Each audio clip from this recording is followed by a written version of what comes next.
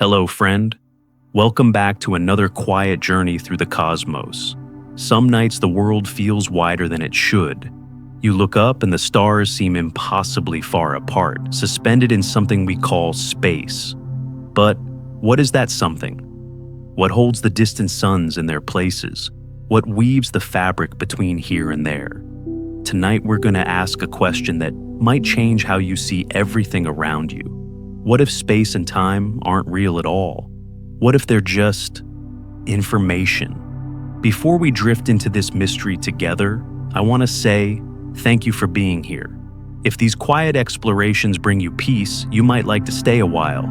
Feel free to gently tap the like button. If this resonates with you, subscribe for more stories, told softly, and ring the little bell, not for noise, but so the next quiet night can find you again. Your presence here means more than you know. Now, let's begin. Imagine you're standing in a field at midnight. The air is still. Above you, stars puncture the darkness like pinpricks in black cloth. Between you and those stars, between you and everything, really there's space. It seems so obvious, so fundamental. Space is just there. It holds things apart. It gives the universe room to exist. We've never questioned it, not really. It's the stage where everything happens, the background to every moment of your life. But what if the stage isn't real?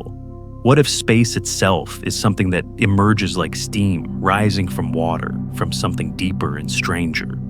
This isn't philosophy, it's physics. And it begins with a man who saw further than most. His name was John Archibald Wheeler.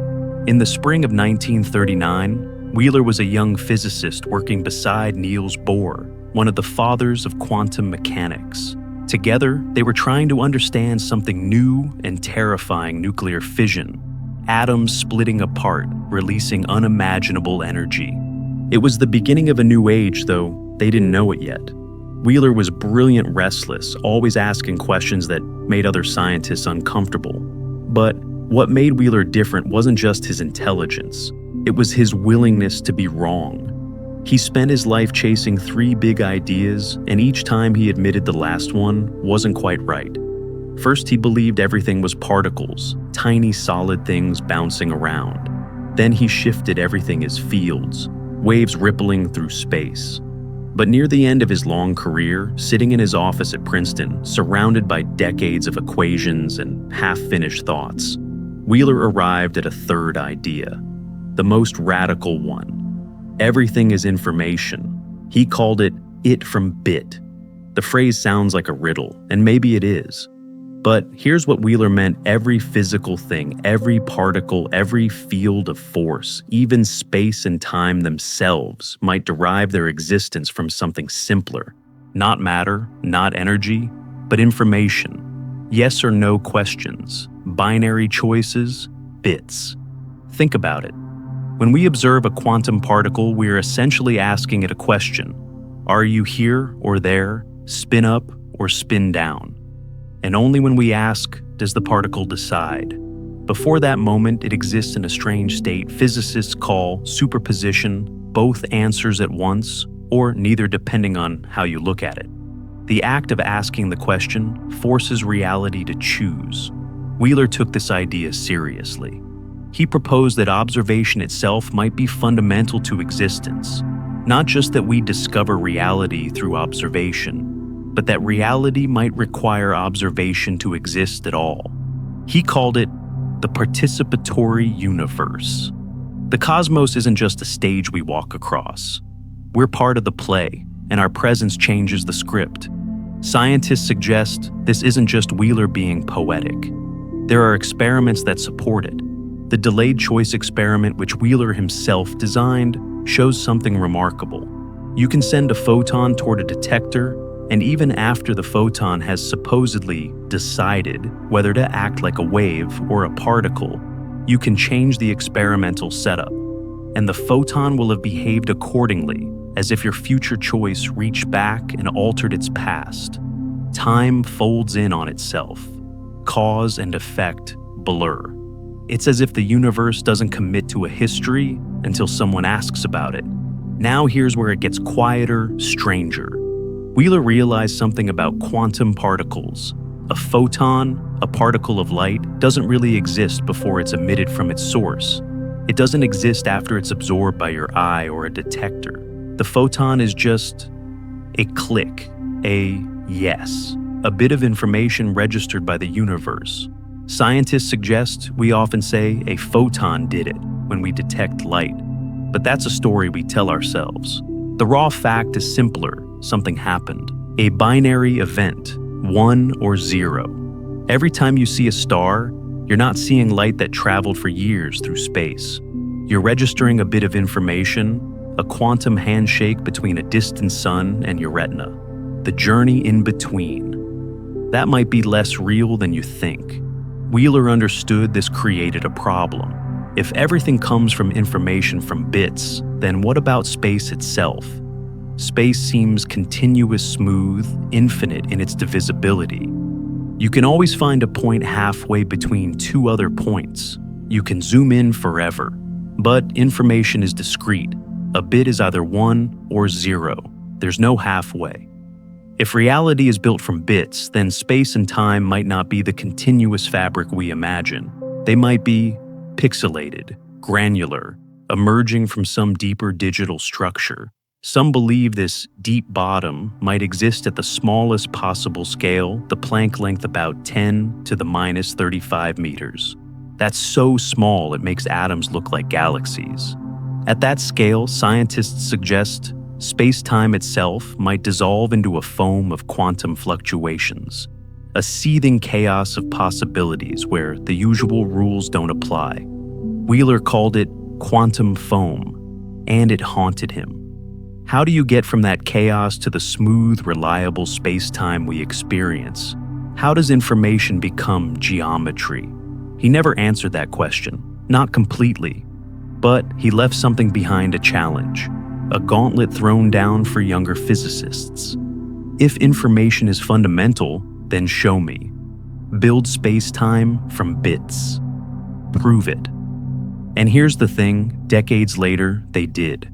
Not completely, not perfectly, but enough to glimpse something extraordinary. Research shows that in certain mathematical universes, space-time does emerge from quantum information, from the entanglement of countless quantum bits working together like pixels forming an image. The space between stars might be woven from invisible threads of correlation connections deeper than distance. Wheeler died in 2008 at 96, still asking questions. His last journal entry, written when he could barely hold a pen, contained just one sentence: hope produces space and time. Even at the end, he was wondering, searching. But he gave us the map. He showed us where to look. It seems strange, doesn't it? The idea that the stage isn't real, that the emptiness between things might be constructed from something as abstract as information. But think about your own experience. Right now, you're not experiencing space directly. You're experiencing sensations, patterns of light and sound and touch that your brain weaves into a coherent picture. The space you perceive is already a kind of simulation, a model your mind builds from bits of sensory data. What if the universe does something similar? What if space isn't a container that exists independently, but rather an emergent pattern, a useful fiction that arises when quantum information is organized in certain ways? This isn't just abstract theory, it has consequences. If space emerges from information, then maybe gravity does too. Maybe the curvature of space-time that Einstein described isn't fundamental, but emerges from deeper quantum rules. Maybe black holes, those cosmic abysses where space-time breaks down, are actually places where information theory takes over completely. Maybe the universe at its heart is less like a machine and more like a thought. Wheeler believed we could understand this. He had to. We can and will understand, he told an interviewer in the early 90s. That's the central thing I would like to stand for. He refused to accept mystery as final. Every puzzle had a solution if only you asked the right questions. So, we're asking, following the thread he left behind. And the deeper we look, the more it seems he was right. Reality might be less solid than it appears, The ground beneath your feet, the air in your lungs, the vast dark between stars. All of it might be information in disguise, bits arranged in patterns so complex and beautiful that they fool us into thinking there's something else, something real. But here's what's beautiful about Wheeler's vision. He never said reality was an illusion. He said it was participatory. You're not watching the universe from outside. You're part of the code. Every observation you make, every question you ask, contributes to the answer. The universe is still here, still vast and filled with light. It's just stranger than we thought, more interconnected, more alive with possibility. And if that's true, if everything really does come from information from the asking and answering of countless quantum questions, then maybe we're not as separate from the cosmos as we feel. Maybe every time you wonder about a star, you're touching something fundamental. Maybe curiosity itself is a kind of quantum entanglement, linking your mind to the mystery. Wheeler would have liked that idea. The night is still above you, the stars still shine. But now, as you look up, maybe you're seeing them differently. Not as objects in empty space, but as bits of information, quantum messages spelling out a story. The story of existence itself. And you're reading it right now, with every glance. So, if space and time emerge from information from these quantum bits, Wheeler imagined then, what exactly is a quantum bit? How does it differ from the ordinary bits running through your computer or your phone? And how could something so small, so abstract, possibly construct something as vast as the universe? These questions lead us somewhere unexpected, into a realm where particles can be two things at once, where information behaves like nothing you've ever seen, where the rules are written in a language stranger than any human tongue. We need to understand that language. We need to learn to speak in qubits. The smallest thing you can imagine is still too large. Think about it. An atom seems impossibly tiny, a speck of matter so small you could fit billions on the head of a pin. But inside that atom, there's an electron spinning. And inside that electron spin up or down, left or right, there's something even smaller. Not a particle, not a wave, but a choice. A binary whisper. The universe saying yes or no. This is where the story gets strange. This is where we meet the qubit. In 1948, a mathematician named Claude Shannon was working at Bell Labs, surrounded by telephone wires and switching circuits. He was trying to solve a simple problem. How do you send a message clearly through a noisy channel? Static on the line, interference, distortion. How do you make sure the message survives? Shannon realized something profound. Information he discovered could be measured, quantified. It had a shape, a mathematics. And the fundamental unit of that information was the bit, a single binary choice. 0 or 1, off or on, silence or sound. Every message, no matter how complex, could be broken down into bits. Every song, every photograph, every word you've ever spoken, just patterns of zeros and ones. This changed everything. Shannon's theory became the foundation for every computer, every smartphone, every digital system you've ever used. The bit became the building block of the information age. Simple, clear, definite. A bit is always one thing or the other, never both. But quantum mechanics had other ideas. Scientists suggest that at the quantum scale, particles don't follow the rules Shannon discovered. An electron doesn't have to choose between spin up and spin down. It can be both. Simultaneously. Not halfway between, that's not quite right, but genuinely both states at once, existing in what physicists call a superposition. It's as if the electron is holding two contradictory answers in its hands, waiting for someone to ask which one is true. Only when you measure it, only when you look, does it commit. Does it choose?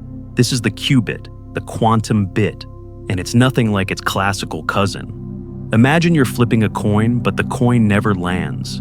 It spins in the air forever, neither heads nor tails both, and neither until you catch it and force it to decide. That's a qubit, a particle balanced on the edge of possibility, carrying not one answer, but a spectrum of potential answers all at once. Research shows that a single qubit can encode far more information than a classical bit, not by being bigger or faster, but by being fundamentally uncertain until the moment of observation. Here's where it gets beautiful and strange.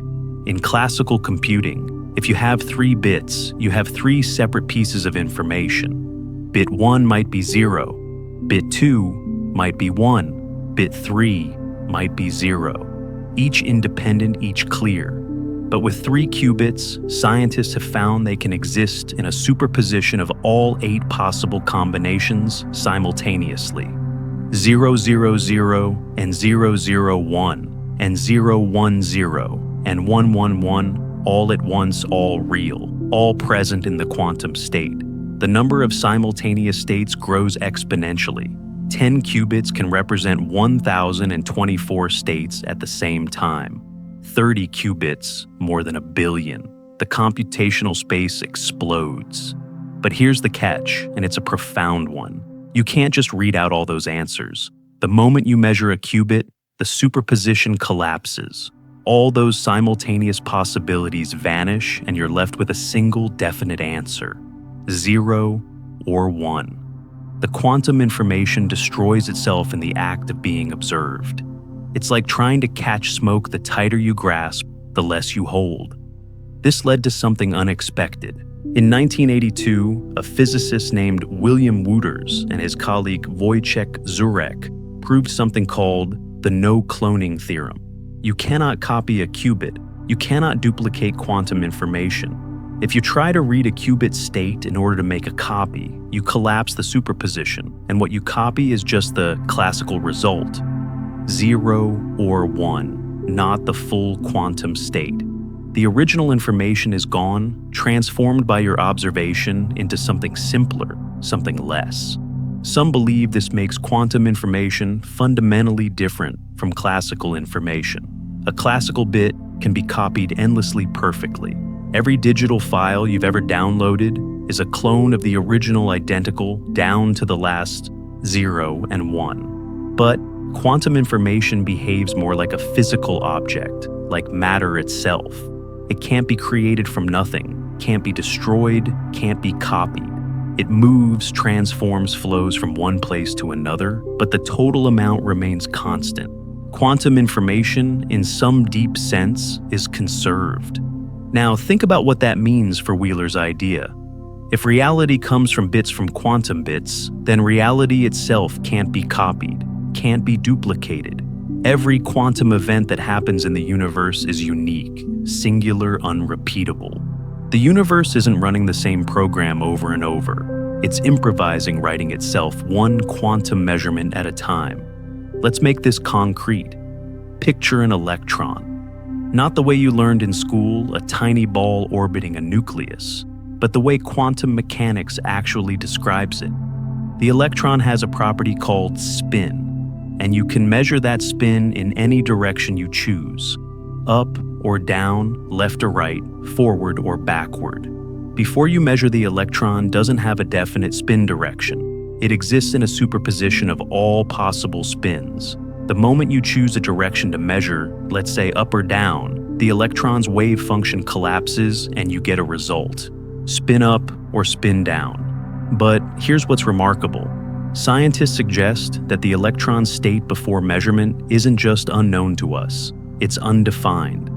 The electron genuinely doesn't have a spin direction until you force it to choose by measuring it. This isn't ignorance. This is fundamentally how reality works at the quantum scale.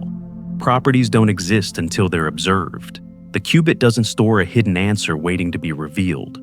It stores possibility itself. This confused people for decades. Einstein himself hated it. He famously said, "God does not play dice with the universe." He believed there had to be hidden variables, secret information, tucked away somewhere determining the outcome before measurement. But experiment after experiment, especially those testing something called Bell's inequalities, showed that Einstein was wrong. The universe does play dice. The randomness is real. The qubit superposition isn't just a lack of knowledge. It's the actual state of the particle. Research shows this has strange consequences. In the 1930s, physicists discovered that two particles could become entangled, linked in such a way that measuring one instantly affects the other, no matter how far apart they are. Not through any signal passing between them, but through a correlation that seems to transcend space itself. Einstein called this spooky action at a distance and thought it proved quantum mechanics was incomplete, but the experiments proved otherwise. Entanglement is real. Here's how it works. Imagine two electrons created together, their spins perfectly anti-correlated. If one is measured as spin up, the other, no matter how far away, will always be measured as spin down. Not because one sends a message to the other that would violate the speed of light, but because their quantum states are linked, woven together at a level deeper than space. They're not two separate things. They're one quantum system described by a single wave function, even if the electrons are separated by light years. This is what makes qubits powerful. A system of entangled qubits isn't just a collection of independent bits. It's a unified whole carrying correlations and patterns that classical bits simply cannot represent. Scientists suggest this is why quantum computers, if we can build them, will be able to solve certain problems that classical computers never could. Not by being faster, but by being fundamentally different, by manipulating information in ways that classical physics doesn't allow. But entanglement also creates a puzzle. If space is what separates things, what keeps them distinct, then entanglement seems to bypass space entirely. Two entangled particles are connected in a way that doesn't care about distance. They're not sending signals through space. They're already together in some sense, even when they're apart. Some believe this is a clue. Maybe space isn't fundamental. Maybe distance emerges from something else, from the pattern of entanglement itself. We'll come back to that. For now, let's sit with what we've learned. A qubit is not like a classical bit. It's not a simple 0 or 1 off or on yes or no. It's a cloud of possibility, a superposition of states, holding multiple answers simultaneously until forced to choose. It cannot be copied. It cannot be observed without changing it. And when multiple qubits become entangled, they form correlations that defy our everyday understanding of space and separation. The mathematician John von Neumann, working in the 1930s, developed the mathematics to describe these quantum states. He showed that a qubit state could be represented as a point on a sphere, the Bloch sphere where the North Pole represents. Spin up the South Pole represents spin down, and every other point on the surface represents a different superposition. A qubit, then, has an infinite number of possible states, even though it only ever gives two possible measurement results. It's like a compass that can point in any direction. But when you look at it, you only see north or south. Some researchers have found this makes qubits incredibly fragile. A tiny disturbance, a stray photon, a fluctuating magnetic field, even the faint warmth of the environment can cause a qubit to lose its superposition, collapsing into a definite state. This process is called decoherence, and it's the main obstacle to building quantum computers. The quantum information dissolves like a sandcastle touched by a wave returning to classical bits. The universe, it seems, doesn't like superpositions. It wants definite answers. But maybe that's the wrong way to think about it. Maybe the universe doesn't prefer classical states. Maybe measurement and decoherence are how the universe creates classical reality from quantum substrate. Maybe the definite world you experience, solid objects, clear positions, reliable cause and effect, is what emerges when countless qubits interact and collapse and entangle in just the right way. The classical world is a shadow of the quantum, a simplification, a story the universe tells itself. Think about your own perception. Right now, photons are hitting your retina, each carrying information about the world around you. Those photons are quantum particles existing in superposition until they interact with molecules in your eye. The interaction collapses, the superposition creates a definite event, a chemical change, a neural signal, and that signal travels to your brain where it becomes part of your experience. The world you see is built from collapsed qubits, from quantum possibilities that became classical facts through the act of observation. You are a quantum measurement device, constantly collapsing wave functions, constantly turning possibility into reality. Wheeler understood this. He saw that observation isn't passive, it's creative. Every measurement brings a bit of the universe into focus, forces a quantum choice, writes a new line in the story of existence. And if reality is made of qubits, if space and time themselves emerge from quantum information, then maybe observation is more fundamental than we ever imagined. Maybe the universe needs us, needs consciousness, needs questions being asked. Without observation, without measurement, there might be no definite reality at all, just an infinite ocean of superposed possibilities, never committing, never real. But that raises another question. If qubits are so fundamental, if they're the language the universe speaks, then shouldn't we see them being used? Shouldn't physicists be working with them, building theories from them, using quantum information to understand gravity and space-time and all the deepest mysteries? And the answer is yes, they are. In fact, some of the most exciting physics in the past 20 years has come from physicists and computer scientists sitting down together, merging their worlds, treating the universe less like a machine and more like a quantum computation. They even gave it a name. In July of 2017, something unusual happened at the Perimeter Institute for Theoretical Physics in Ontario, Canada. The organizers had planned for a small workshop. Maybe 90 people, they thought. Specialists in quantum gravity sharing equations over coffee, debating fine points of string theory in quiet conference rooms. But when registration opened, applications flooded in. Physicists from everywhere wanted to attend. They had to expand. 200 seats, 5 satellite sessions at other universities streaming the talks so people could watch remotely. The energy was electric. Something was happening, something new. The name of the meeting, It from Qubit. Wheeler's dream, his strange hypothesis that reality emerges from quantum information, had found a home, not just in philosophy, in mathematics, in research. And it was bringing together two groups of scientists who rarely spoke the same language, quantum information theorists on one side and gravitational physicists on the other. Computer scientists and cosmologists. People who study qubits in labs and people who study black holes and equations. They were sitting down together, and what they discovered was extraordinary.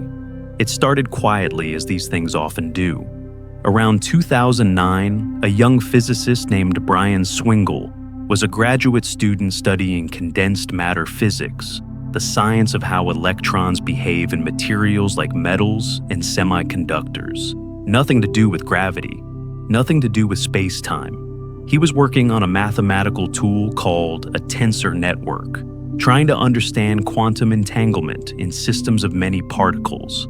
The math was beautiful, but abstract patterns of lines connecting nodes, information flowing through a lattice of connections. Swingle had also taken courses on string theory just out of curiosity. He'd learned about something called AD-S-CFT, a correspondence between a theory of gravity in a curved space and a quantum theory on the boundary of that space. It was one of the most celebrated ideas in theoretical physics, but it seemed completely unrelated to his work on tensor networks. Until one day, looking at a particular network called MIRA, the multi-scale entanglement renormalization ansatz, Swingle noticed something. The structure of the network looked like a hyperbolic geometry, like the spatial slices of anti-de Sitter space, the same curved space-time that appeared in ADA-SCFT. Scientists suggest this wasn't a coincidence. Swingle realized that the tensor network built purely from quantum entanglement patterns was geometrically identical to a slice of curved space-time. The quantum information theorists had been building toy models of emergent geometry without knowing it, and the gravitational physicists had been studying quantum entanglement without realizing it. Two different communities solving the same problem from opposite directions. Research shows this insight changed everything. If a tensor network, a structure made entirely of entangled qubits, could give rise to a geometry that looked like space-time, then maybe real space-time worked the same way. Maybe the fabric of the universe wasn't fundamental, but emergent, stitched together from quantum correlations. Maybe gravity itself was just a shadow of quantum entanglement. The Simons Foundation, a private organization supporting fundamental research, saw the potential. In 2015, they awarded a major grant to establish the IT from qubit collaboration. The goal was ambitious use tools from quantum information theory to understand quantum gravity, bring together experts who normally worked in separate fields, fund workshops, visiting positions, collaborative projects, create a space where string theorists could learn about quantum computing and quantum information. Scientists could learn about black holes. Vijay Balasubramanian, a physicist at the University of Pennsylvania, became one of the principal investigators. He described the collaboration beautifully. It's about understanding how information is stored in quantum things and how information is stored in space and time. Two questions that sound different but might have the same answer. Because if space-time emerges from quantum information, then every fact about geometry, distances, angles, curvature is really a fact about how qubits are arranged and entangled. Think about what this means. When you measure the distance between 2 points in space, you're not measuring something fundamental. You're measuring a pattern of quantum correlations. The space between your hand and the screen you're watching this on isn't empty. It's woven from invisible threads of entanglement connections between quantum fields that create the illusion of separation. Some believe this makes distance less absolute than we imagine, more like a relationship than a container. But here's where the collaboration got really interesting. The physicists started using tools from quantum computing error, correction codes, quantum circuits, complexity measures to solve problems in gravity. And it worked. One of the most powerful techniques turned out to be quantum error correction, originally developed to protect quantum computers from noise and decoherence. In 2014, a researcher named Daniel Harlow and his colleagues discovered something profound. They were studying how information is encoded in the ADAS-CFT correspondence, and they realized the mathematics looked exactly like a quantum error correction code. In a quantum computer, you protect a fragile qubit by encoding its information across multiple physical qubits, so that even if some get corrupted, the original information can be recovered. In ADAS-CFT, the boundary theory protects information about the bulk spacetime in exactly the same way. If you lose access to part of the boundary, you can still reconstruct what's happening in the bulk from the remaining pieces. Scientists suggest this implies something remarkable about spacetime. If spacetime is emergent, it must have built-in redundancy like a well-designed code. The universe doesn't store information in just one place. It spreads it out and codes it across many qubits so that local disturbances don't destroy the whole structure. Space-time is robust because it's an error-corrected quantum code. This idea has deep implications. It means space-time isn't fragile. Even though it emerges from quantum information, even though qubits are delicate and easily disturbed, the emergent geometry is stable. Research shows this might explain why we experience such a smooth, reliable space-time. Even though the quantum substrate is wild and fluctuating, the error correction smooths out the noise, averages over the quantum foam, gives us a classical world we can trust. Now, you might wonder, how do these physicists actually work together? What does a collaboration between quantum information theorists and gravitational physicists look like in practice? The answer is surprisingly human. They meet, they talk, they argue over coffee and draw diagrams on whiteboards and slowly, painfully learn each other's languages. A string theorist might spend months learning the basics of quantum computing. A computer scientist might struggle through a textbook on general relativity. It's hard. The mathematics is different. The intuitions are different. But the effort pays off. One participant described it, like this, the quantum information, people bring precision and rigor. a clarity about what information means and how it flows. The gravitational people bring physical intuition, a sense of how space-time behaves where the puzzles are buried.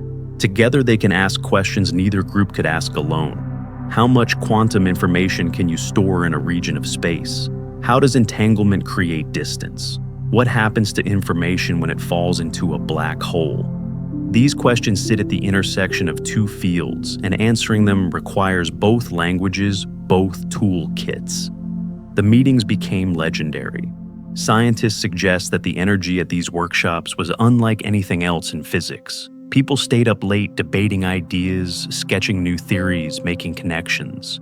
There was a sense that something fundamental was within reach, that the old barriers between fields were dissolving. Young researchers especially thrived. Postdocs and graduate students who grew up with both quantum information and gravity, who didn't see a boundary between the fields, began making breakthroughs. One of those breakthroughs came in understanding quantum complexity, a measure of how difficult it is to prepare a quantum state. In quantum computing, complexity tells you how many logical gates, how many operations you need to build a particular state from a simple starting point. It turns out, this has a geometric meaning in ADS-CFT. The complexity of the boundary state corresponds to the volume of a certain region in the bulk space-time. More complex states require more space-time volume. It's as if space-time is literally made of computation, and the size of space reflects how much quantum processing has occurred. Some believe this connects to the arrow of time, the fact that the universe seems to move in one direction, from past to future. As a quantum system evolves, its complexity tends to increase. States become harder to prepare, more entangled, more scrambled. And if complexity corresponds to spatial volume, then the growth of complexity might drive the expansion of space-time itself. Time in this view is the direction of increasing quantum complexity. The universe computes, and as it computes, it grows. But let's step back. Let's appreciate what the "it" from qubit collaboration represents. For decades, physicists studying quantum mechanics and physicists studying gravity inhabited separate worlds. Quantum mechanics was the science of the small, the discrete, the probabilistic. Gravity was the science of the large, the continuous, the geometric. They seemed irreconcilable, but Wheeler had insisted they were two sides of the same coin. Information, he said, was the key. And now, decades after his death, physicists were proving him right. The collaboration also showed something important about how science works. Progress doesn't always come from individuals working in isolation. Sometimes the biggest breakthroughs happen when people cross boundaries, when they bring ideas from one field into another, when they're willing to feel ignorant and ask simple questions. Brian Swingle didn't invent tensor networks or ADS-CFT. He just noticed they looked the same. That simple observation opened a door. Research shows the meetings continue. Every year, new workshops, new collaborations, new ideas. The Simons Foundation renewed their funding. More universities joined. The network grew, and the questions got deeper. Can we generalize beyond anti-de Sitter space? Can we understand cosmological space-times like our own expanding universe? Can we describe the Big Bang as a quantum computation? Can we understand dark energy, the mysterious force accelerating the universe's expansion, as a feature of quantum information? These questions don't have answers yet, not complete ones. But the fact that we can ask them, that we have the language and the tools to approach them, is itself remarkable. It from Qubit gave physicists a framework, a common ground, a way to translate between the mathematics of qubits and the geometry of space-time. And that framework has already solved puzzles that seemed impossible. Think about what this means for you, listening tonight. The space around you, the room you're in, the air between your eyes and this screen, it might all be emergent, woven from quantum correlations you can't see, built by a process you don't directly perceive. The universe might be computing itself into existence, one quantum operation at a time, and space-time is the output, the result. the answer to a calculation too vast to comprehend. Does that make it less real? Some might think so, but maybe it makes it more wondrous, more alive. The universe isn't a dead machine grinding through predetermined motions. It's a living computation processing information, creating structure, evolving, and you're part of it. Every thought in your mind is a pattern of neural activity, which is a pattern of molecular interactions, which is a pattern of quantum states, information all the way down. Qubits entangled with qubits creating the experience of being you. The it from qubit collaboration is still young, still exploring, still asking questions. But it's already shown us something profound. The barrier between information and reality is thinner than we thought, maybe non-existent. Maybe the universe is information, and information is the universe, and the distinction we drew between them was always just a trick of perspective, a limitation of our classical intuition trying to make sense of a quantum world. Wheeler would have loved this, the collaboration, the energy, the sense of discovery. He spent his career trying to break down walls to show that everything connects. And here finally his vision was taking shape. Physicists and computer scientists working together, building space-time from bits, from qubits, from the simplest possible questions and answers, yes and no, 0 and 1, spin up and spin down. It seems impossible that something so simple could create something so vast. But the mathematics says it can. The experiments suggest it does. And so, we're left wondering what other secrets hide in the quantum code, what other structures might emerge if we ask the right questions. The collaboration opened a door, and through that door, physicists glimpsed something they never expected, a place where information becomes geometry, where black holes hold the key to understanding how the universe stores and processes its deepest truths. What happens to a secret when you throw it into a black hole?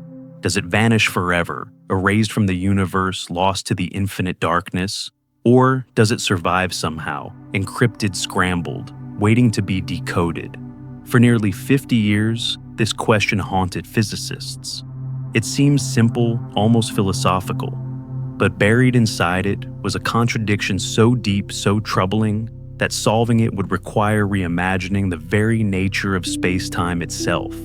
The story begins in the early 1970s with a young mathematician who could barely walk. Stephen Hawking had been diagnosed with ALS, a degenerative disease that slowly paralyzed his body. By 1970, he was confined to a wheelchair. His speech slurred, his movements limited, but his mind burned bright. He was working on black holes, those regions of space-time, where gravity becomes so strong that nothing, not even light, can escape. Einstein's general relativity predicted them. Observations suggested they existed, but no one really understood what they were. Hawking made a discovery that changed everything. He proved mathematically that the surface area of a black hole's event horizon, the boundary beyond which nothing returns, can never decrease. You can throw matter into a black hole and its area grows. Two black holes can merge, and the final area is always larger than the sum of the parts. But a black hole's area can never shrink. Never. It was a beautiful theorem, elegant and absolute. But it reminded physicists of something else. The second law of thermodynamics. Entropy. The measure of disorder in a system also never decreases. In any closed system, entropy either stays the same or goes up, never down. The parallel was striking, too striking to ignore. A young graduate student named Jacob Bekenstein, studying under John Wheeler, noticed it immediately. What if he wondered a black hole's area actually is its entropy? Wheeler encouraged him. He even suggested how to make it quantitative. Divide the area by the Planck length, squared the smallest meaningful unit of length in quantum gravity, and multiply by Boltzmann's constant. That should give you the entropy Wheeler reasoned to within a numerical factor. Bekenstein published the idea in 1973. Most physicists were skeptical. Black holes having entropy. It seemed absurd. Entropy is a property of systems with many microscopic states like a gas with countless moving molecules. But a black hole was supposed to be simple, described completely by just three numbers: mass, charge, and spin. Where would all those microscopic states come from? Hawking himself doubted it at first. But in 1974, combining quantum field theory with general relativity, he made a shocking discovery. Black holes aren't completely black. They emit radiation. Not from inside the horizon, nothing escapes from there, but from the quantum vacuum just outside. Particle-antiparticle pairs spontaneously form near the horizon, and sometimes one falls in while the other escapes. To a distant observer, it looks like the black hole is radiating particles glowing with a faint thermal warmth. Scientists suggest this radiation has a temperature, an actual measurable temperature inversely proportional to the black hole's mass. And where there's temperature, there's entropy. Hawking's calculation gave the precise numerical factor Wheeler had predicted. The entropy of a black hole is exactly 1/4 of its horizon area, measured in Planck units. Bekenstein was right. Black holes have entropy. Enormous entropy. A black hole with the mass of the sun has more entropy than all the particles in the observable universe combined. But this created a devastating problem, a paradox. Because Hawking radiation is thermal, random, featureless, carrying no information about what fell into the black hole. Imagine you throw a book into a black hole. The book contains information words, ideas, patterns. According to quantum mechanics, that information cannot be destroyed. The quantum state of the universe before you threw the book in must be recoverable, at least in principle, from the state after. Information is conserved. Always. But Hawking's calculation said otherwise. The black hole radiates thermally randomly until it evaporates completely, leaving behind only photons with no memory of the book. The information is gone, destroyed, violating one of the most sacred principles of quantum mechanics. This was the black hole information paradox, and it tore physics apart. For decades, physicists argued. Some sided with quantum mechanics, insisting information must be conserved even if we don't understand how. Others sided with general relativity, accepting that information can be lost inside black holes. Hawking himself believed the information was destroyed, that quantum mechanics needed to be modified. The debate grew heated, even bitter. In 1997, Hawking made a public bet with physicist Kip Thorne against John Preskill, wagering that information was indeed lost. The stakes: an encyclopedia, a very specific encyclopedia from which information can be recovered at will. Research shows the turning point came from an unexpected direction, not from studying black holes directly, but from studying the ADS-CFT correspondence, that strange duality between gravity in a curved space and quantum theory on its boundary. In ADS-CFT, whatever happens in the bulk spacetime, including black hole formation and evaporation, must be described by the boundary theory. And the boundary theory is a standard quantum field theory. It obeys unitarity. Information is conserved, period, no exceptions. This meant that if ADS-CFT was correct, and every test suggested it was, then information must be conserved in black hole evaporation. Somehow. The paradox had to have a resolution. But how could thermal Hawking radiation carry information if it looked completely random? The answer emerged slowly, piece by piece. Physicists realized that Hawking's original calculation was an approximation valid early in the evaporation process, but breaking down later. When you include quantum corrections, subtle effects from the entanglement structure of space-time itself, the picture changes. The radiation stops being purely thermal. It starts carrying correlations, subtle patterns that encode information about what fell in. In 2019, several teams of physicists independently made a breakthrough. Netta Engelhardt and her colleagues, along with Ahmed Almheri, Donald Merolf, Henry Maxfield, and others developed a new formula for calculating the entropy of Hawking radiation. They introduced something called quantum extremal surfaces generalizations of the classical horizon that account for quantum entanglement. These surfaces can lie inside the black hole's event horizon in regions that were thought to be completely inaccessible. Scientists suggest what they found was beautiful. Early in the evaporation, the entropy of the radiation grows just as Hawking predicted. The black hole seems to be losing information, radiating it away into featureless thermal noise. But at a critical moment, the page time named after physicist Don Page, the entropy stops growing and starts to decrease. The radiation begins to purify, to become less random, to carry information back out. By the time the black hole evaporates completely, the final state contains all the information that fell in, encoded in the subtle correlations between the emitted particles. The key was entanglement. The particles coming out aren't independent. They're entangled with each other in precise ways, and those entanglement patterns encode the information. It's like a message encrypted in the relationship between particles, rather than in the particles themselves. You can't read it by looking at one photon. You need to see how they're correlated, how they're woven together into a quantum whole. This resolved the paradox. Information isn't lost. It's scrambled and coded, distributed across the Hawking radiation in a way that looks thermal if you don't examine it carefully enough. But it's there. Quantum mechanics wins.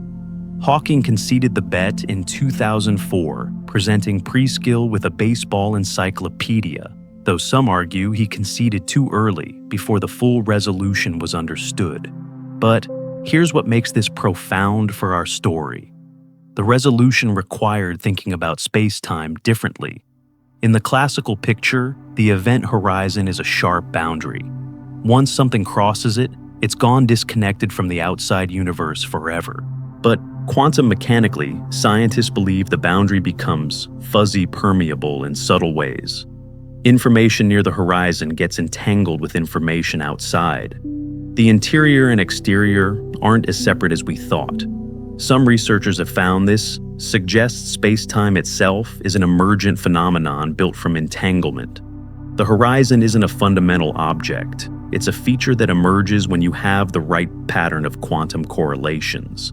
And when those correlations change, as they do during black hole evaporation, the geometry changes too. The quantum extremal surfaces move. The accessible region shifts. Space-time reshapes itself to preserve information. Think about what this means. A black hole isn't just a region of curved space-time sitting there passively.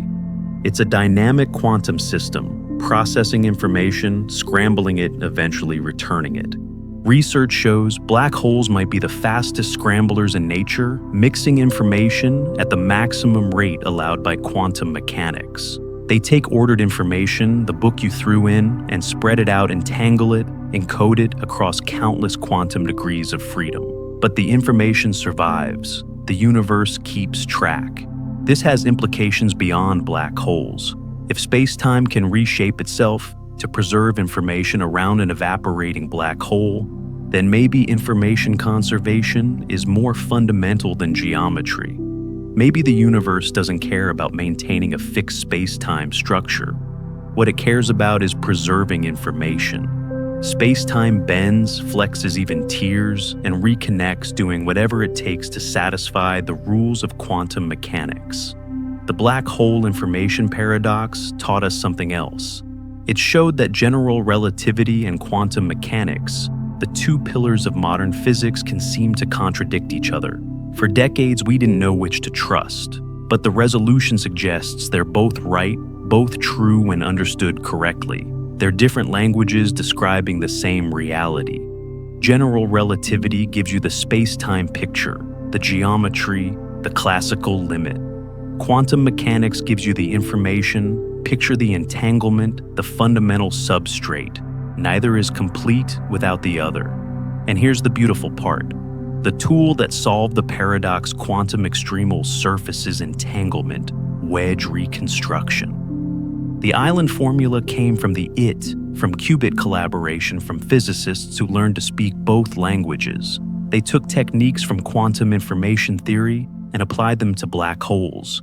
They treated the horizon not as a geometric object, but as an information boundary, and it worked. The paradox dissolved. What's remarkable is how long it took. Hawking discovered his radiation in 1974. The paradox was articulated clearly by the early 80s, but the resolution didn't come until 2019, 45 years. An entire generation of physicists grew up wrestling with this problem, and many gave up, convinced it was unsolvable, but a few persisted. They kept asking questions, kept exploring, kept believing that nature had to make sense. Have you ever encountered a problem that seemed impossible? A question with no answer? The black hole information paradox was like that for physics. It challenged everything we thought we knew. It forced us to question our most basic assumptions about reality. And in the end, it taught us that space-time is stranger, more flexible, more quantum than we ever imagined. The resolution also hints at something deeper. If information about the black hole's interior can be reconstructed from the exterior, from the Hawking radiation, then in some sense the interior and exterior aren't truly separate. They're two different ways of describing the same quantum information. Some believe this is a clue about the holographic nature of space-time, the idea that the physics in a volume can be fully encoded on its boundary. Scientists suggest the black hole is like a hologram. The three-dimensional interior and the two-dimensional horizon contain the same information, just organized differently. When you throw something into the black hole, the information isn't traveling to some disconnected interior region.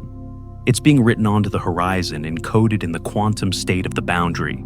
The interior in this view is a kind of illusion, a useful way of organizing the information, but not fundamentally real. This brings us to one of the most radical ideas in modern physics, the holographic principle. The notion that our entire universe, all three dimensions of space, might be a hologram projected from information encoded on a distant two-dimensional boundary. It sounds like science fiction, but it emerges naturally from studying black holes, from taking information conservation seriously, from following the mathematics wherever it leads. And if it's true, if our reality is fundamentally holographic, then the space you're sitting in right now, the room around you, the air you breathe, might all be emergent, reconstructed from quantum data, stored somewhere else, somewhere we can't see. The black hole paradox opened that door, showed us that geometry can be dual to information, that what seems like interior can actually be boundary. That up close and far away might be two perspectives on the same quantum truth. Imagine the entire universe as a hologram, not a metaphor, not a vague spiritual idea, an actual hologram where everything you've ever experienced, every star, every planet, every thought in your mind, is a three-dimensional projection of information stored on a distant two-dimensional surface. It sounds impossible. But in the mathematics of quantum gravity, it might be exactly how reality works. And the strangest part, the evidence comes from black holes, from string theory, from equations that physicists never expected would connect. The story begins with a Dutch physicist who refused to accept what the math seemed to say.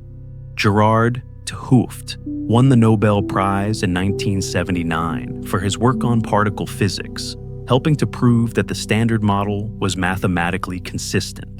By the early 1990s, he was turning his attention to gravity, to black holes, to Bekenstein and Hawking's discovery that black holes have entropy. The formula was beautiful entropy equals 1/4 the area of the horizon measured in Planck units. But it bothered him deeply, because entropy in thermodynamics and statistical mechanics measures the number of possible microscopic states a system can have. When you know a gas has a certain temperature and pressure, there are countless ways the individual molecules could be arranged to produce those macroscopic properties. The entropy counts those arrangements. It tells you how much information is hidden in the microscopic details. So, If a black hole has entropy, it must have microscopic states.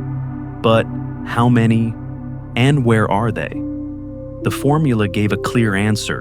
The number of states grows with the area of the horizon, not the volume. This seemed wrong. Intuitively, you'd expect that a region of space can hold an amount of information proportional to its volume. The bigger the box, the more bits you can pack inside. Every particle, every quantum field, every degree of freedom lives in the volume. The surface is just a boundary, a wrapper. Why should the area matter? But the mathematics was unambiguous. Research shows that for a black hole, the maximum entropy, and therefore the maximum information, scales with the surface area, not the volume. De Hooft realized this wasn't just a quirk of black holes. It might be a universal principle. Maybe he thought the information content of any region of space is limited by its surface area, not its volume. The interior might be redundant, a kind of illusion reconstructed from data stored on the boundary. He called it the holographic principle. The name came from optical holograms, those shimmering images on credit cards or museum exhibits. A hologram stores three-dimensional information on a two-dimensional film. When you shine light through the film, the full 3D image appears with depth and parallax and all the richness of three dimensions. But all the information was always on the flat surface. The third dimension is reconstructed emergent encoded in the interference patterns on the film. De Hooft proposed that the universe works the same way. Every three-dimensional region of space, with all its particles and fields and complexities, might be completely described by information on its two-dimensional boundary. The interior is real. You live in it after all, but it's not fundamental. It's a holographic projection. A reconstruction of boundary data organized to look three-dimensional from the inside. Scientists suggest this idea seemed wild, speculative, too strange to take seriously. But then, in 1997, a young physicist named Juan Maldacena published a paper that changed everything. He was working on string theory, trying to understand how strings behave in a particular kind of space-time called anti-de Sitter, space ads for short. This is a curved space-time with negative cosmological constant, shaped like a saddle bending in on itself in a mathematically elegant way. Maldacena discovered something extraordinary. String theory in this ADS space-time, including gravity black holes, all the rich structure of general relativity, was exactly equivalent to a quantum field theory living on the boundary of that space. A lower dimensional theory, without gravity. Just quantum fields interacting following the rules of particle physics. Two completely different theories describing the same physics from different perspectives. It's called the ADS-CFT correspondence, where CFT stands for conformal field theory, the type of quantum theory on the boundary. And it's one of the most important discoveries in theoretical physics in the past 50 years. Because it makes it Hooft's holographic principle concrete, it's not just a vague idea anymore. It's a mathematical theorem proven by the equivalence between the two theories. Every fact about the gravitational theory in the bulk distances, curvatures, black holes, corresponds to a fact about quantum entanglement and correlation in the boundary theory. Think about what this means. The boundary theory has no gravity, no space-time. It's just a collection of quantum fields, like the ones describing electrons and photons in our universe, but arranged in a particular way. Yet from those quantum fields, from their interactions and entanglements, space-time emerges. Three-dimensional curved space, with all its geometry, all its structure, arises naturally from the quantum information on the boundary. Space isn't put in by hand. It's an output, a consequence, a pattern that appears when quantum fields are organized just right. Research shows this is exactly what Wheeler was hoping for. It from bit. Space-time from quantum information. But now, it's not just philosophy. It's rigorous mathematics tested in countless ways, holding up under every check. The ADS-CFT correspondence gives us a working model of emergent space-time, a laboratory where we can study how geometry arises from qubits. Now, you might wonder if our universe were holographic. Where would the boundary be? What surface encodes us? The answer is subtle.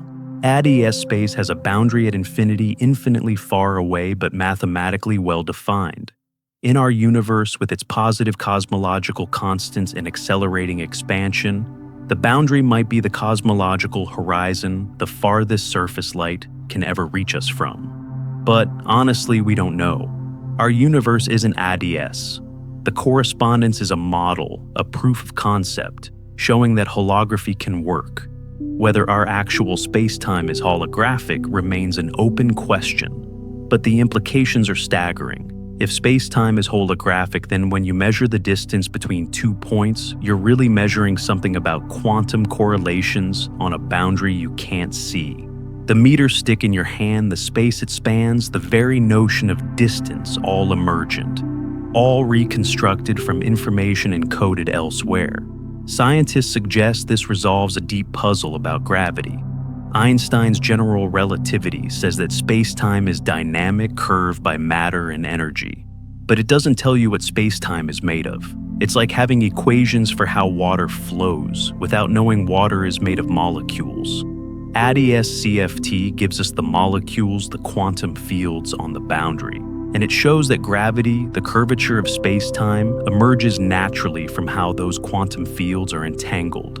In 2006, physicists Shinsei Ryu and Tadashi Takayanagi made another breakthrough. They proposed a formula connecting geometry in the ADS bulk to quantum entanglement on the CFT boundary. Take a region on the boundary and calculate its entanglement entropy, how much quantum information it shares with the rest of the system. The Ryu-Takayanagi formula says that entropy equals the area of a certain minimal surface in the bulk spacetime, a surface that stretches from the boundary region into the interior. This is beautiful. It means entanglement entropy. A purely quantum concept has a geometric meaning. The more entangled the boundary theory, the larger the corresponding surface in the bulk. Some believe this is the key to understanding emergent space-time. Entanglement literally creates space. When two regions on the boundary are highly entangled, they're connected by a large surface in the bulk, meaning there's lots of space between them in the emergent geometry. When entanglement decreases, the surface shrinks and the space between the regions contracts. Think of it like a fabric woven from threads. Each thread is a quantum entanglement between particles on the boundary. The more threads, the more fabric, the more space-time. If you cut the threads, break the entanglement, the fabric tears, and space-time disconnects. This isn't just a metaphor. Research shows that when you reduce entanglement in certain controlled ways in the boundary, the bulk space-time can actually split into disconnected pieces. Space falls apart when entanglement is lost. This led Mark van Ramsdonk, a physicist at the University of British Columbia, to propose something radical in 2010. He suggested that space-time is quantum entanglement. Not that entanglement exists in space-time, but that space-time is made of entanglement the way a building is made of bricks. Remove the entanglement and you remove the space itself.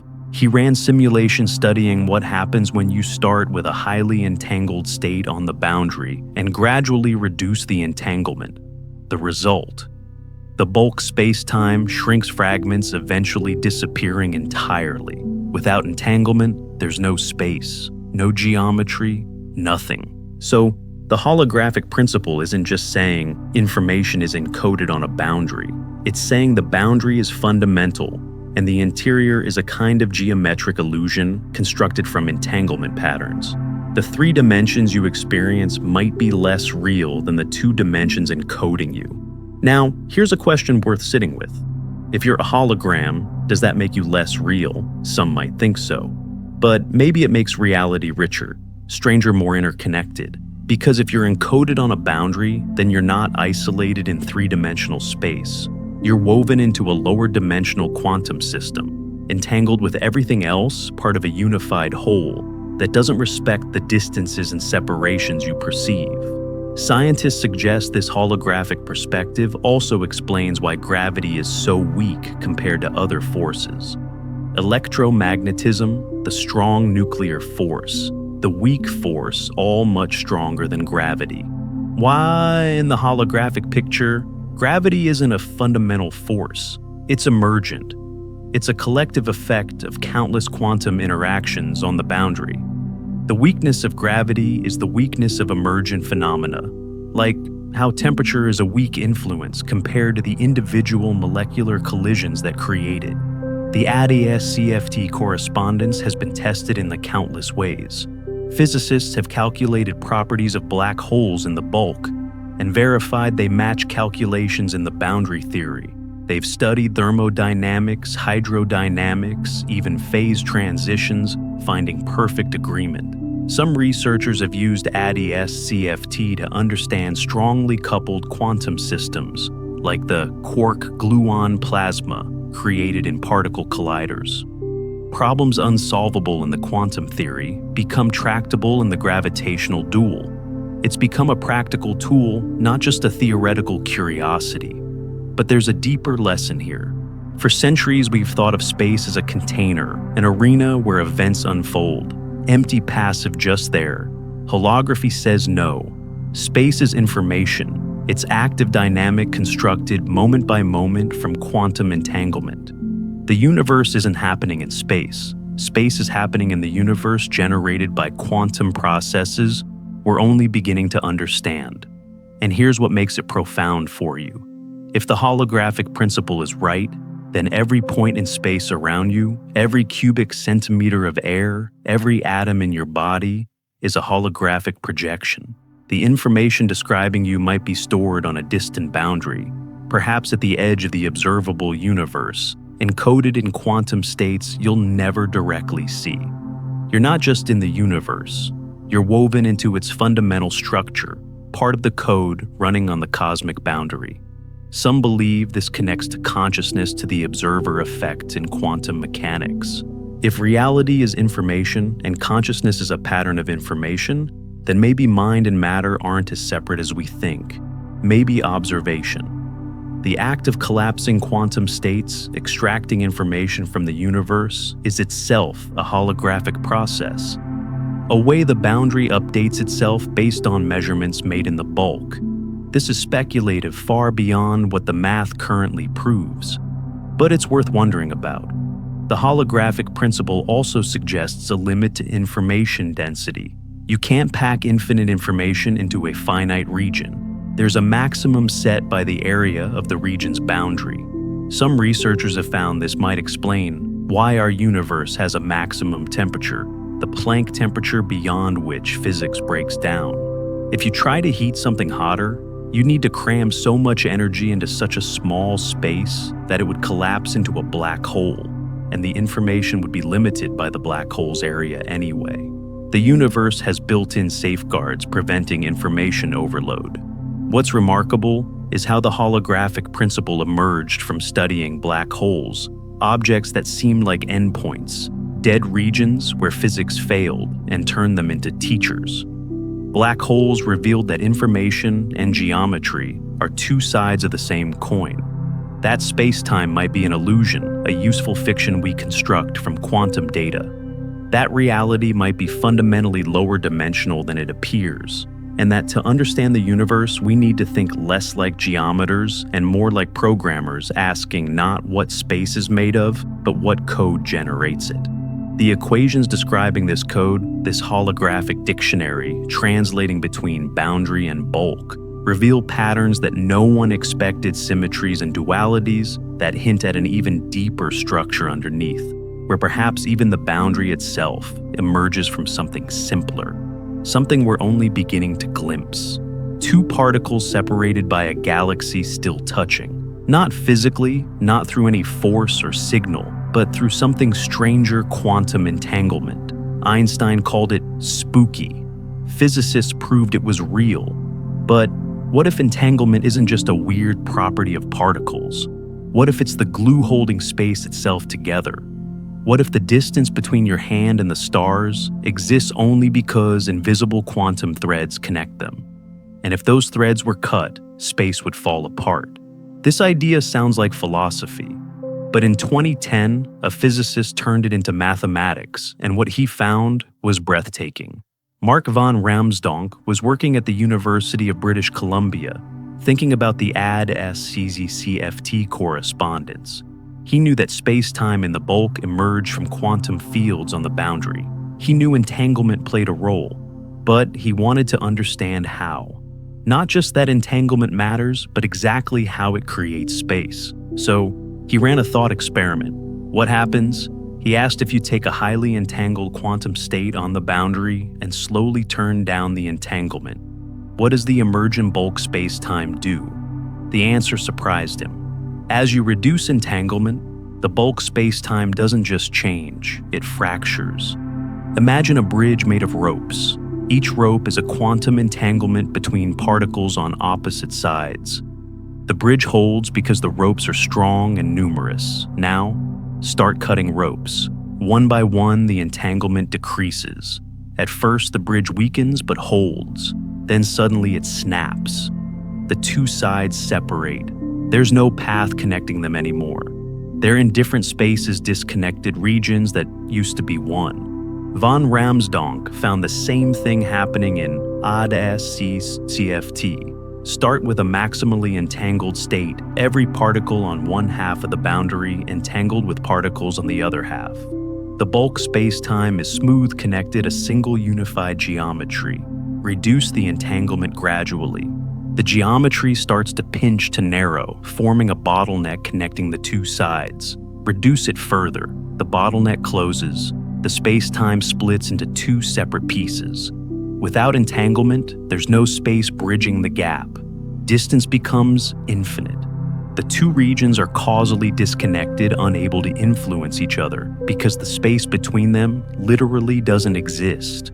Scientists suggest this was the first concrete demonstration that space-time is built from entanglement, not just correlated with it, not just influenced by it, but actually constructed from it. Entanglement is the fabric. Space is the pattern the fabric weaves. And when you unweave it, when you break the entangled pairs, the space dissolves. Think about what this means for the space around you right now. The air between your face and the wall. The gap between Earth and the moon. The vast emptiness between stars. All of it, every cubic centimeter, might be woven from quantum entanglement. Not entanglement of particles in that space. The space itself is the entanglement organized in a way that makes it look like distance, like geometry, like the 3 dimensions you navigate every day. But here's the subtle part. The entanglement creating space isn't between nearby particles. It's non-local.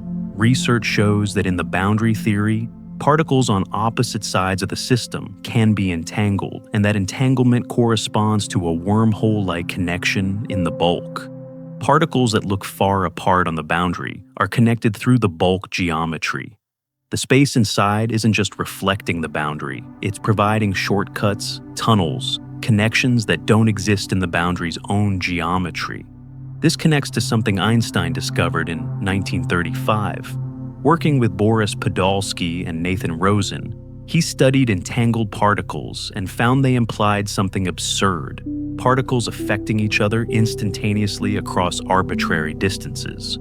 He thought this proved quantum mechanics was incomplete, but he also discovered with Rosen that general relativity allows for shortcuts through space-time wormholes or Einstein-Rosen bridges connecting distant regions through a tunnel in curved space.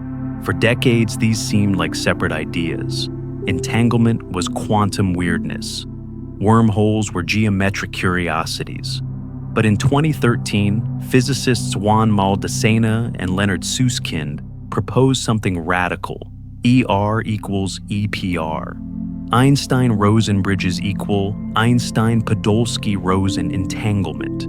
Wormholes and entanglement are the same thing viewed from different perspectives. A pair of entangled particles is connected by a tiny wormhole, a quantum tunnel, through space-time. And conversely, a wormhole is just a highly entangled state, a particular pattern of quantum correlations. Some believe this is the key to understanding emergent space-time. Space isn't a container with particles in it. Space is the network of entanglements between particles. Where entanglement is strong, space is well-defined, smooth, traversable.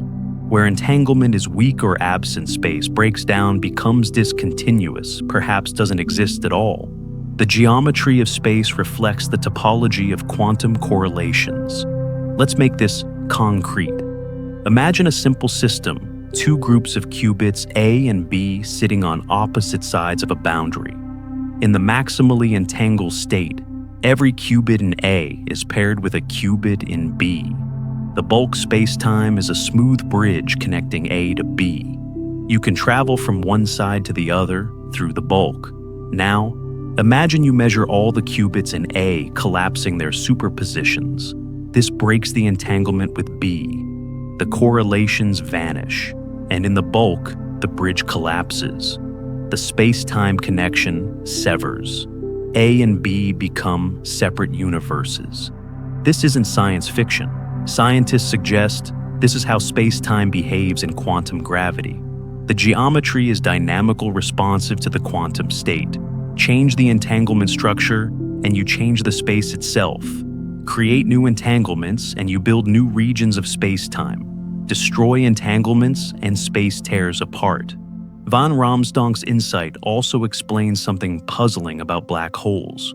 When you create a black hole, you're creating a region of extremely high entropy, which means extremely high entanglement.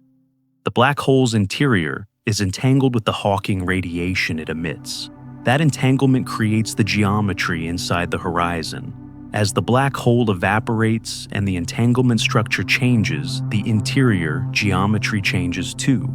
Eventually, when the entanglement is reorganized correctly, the information escapes and the paradox resolves. The interior wasn't a separate region you could lose information into. It was always part of the entangled whole part of the quantum state, distributed across the entire system. Research shows this has profound implications for cosmology. Our universe is expanding, and regions are moving apart faster than light, disappearing beyond our cosmological horizon. We lose causal contact with them. But if space-time is entanglement, then those regions aren't truly disconnected. They're still entangled with us, part of the same quantum state.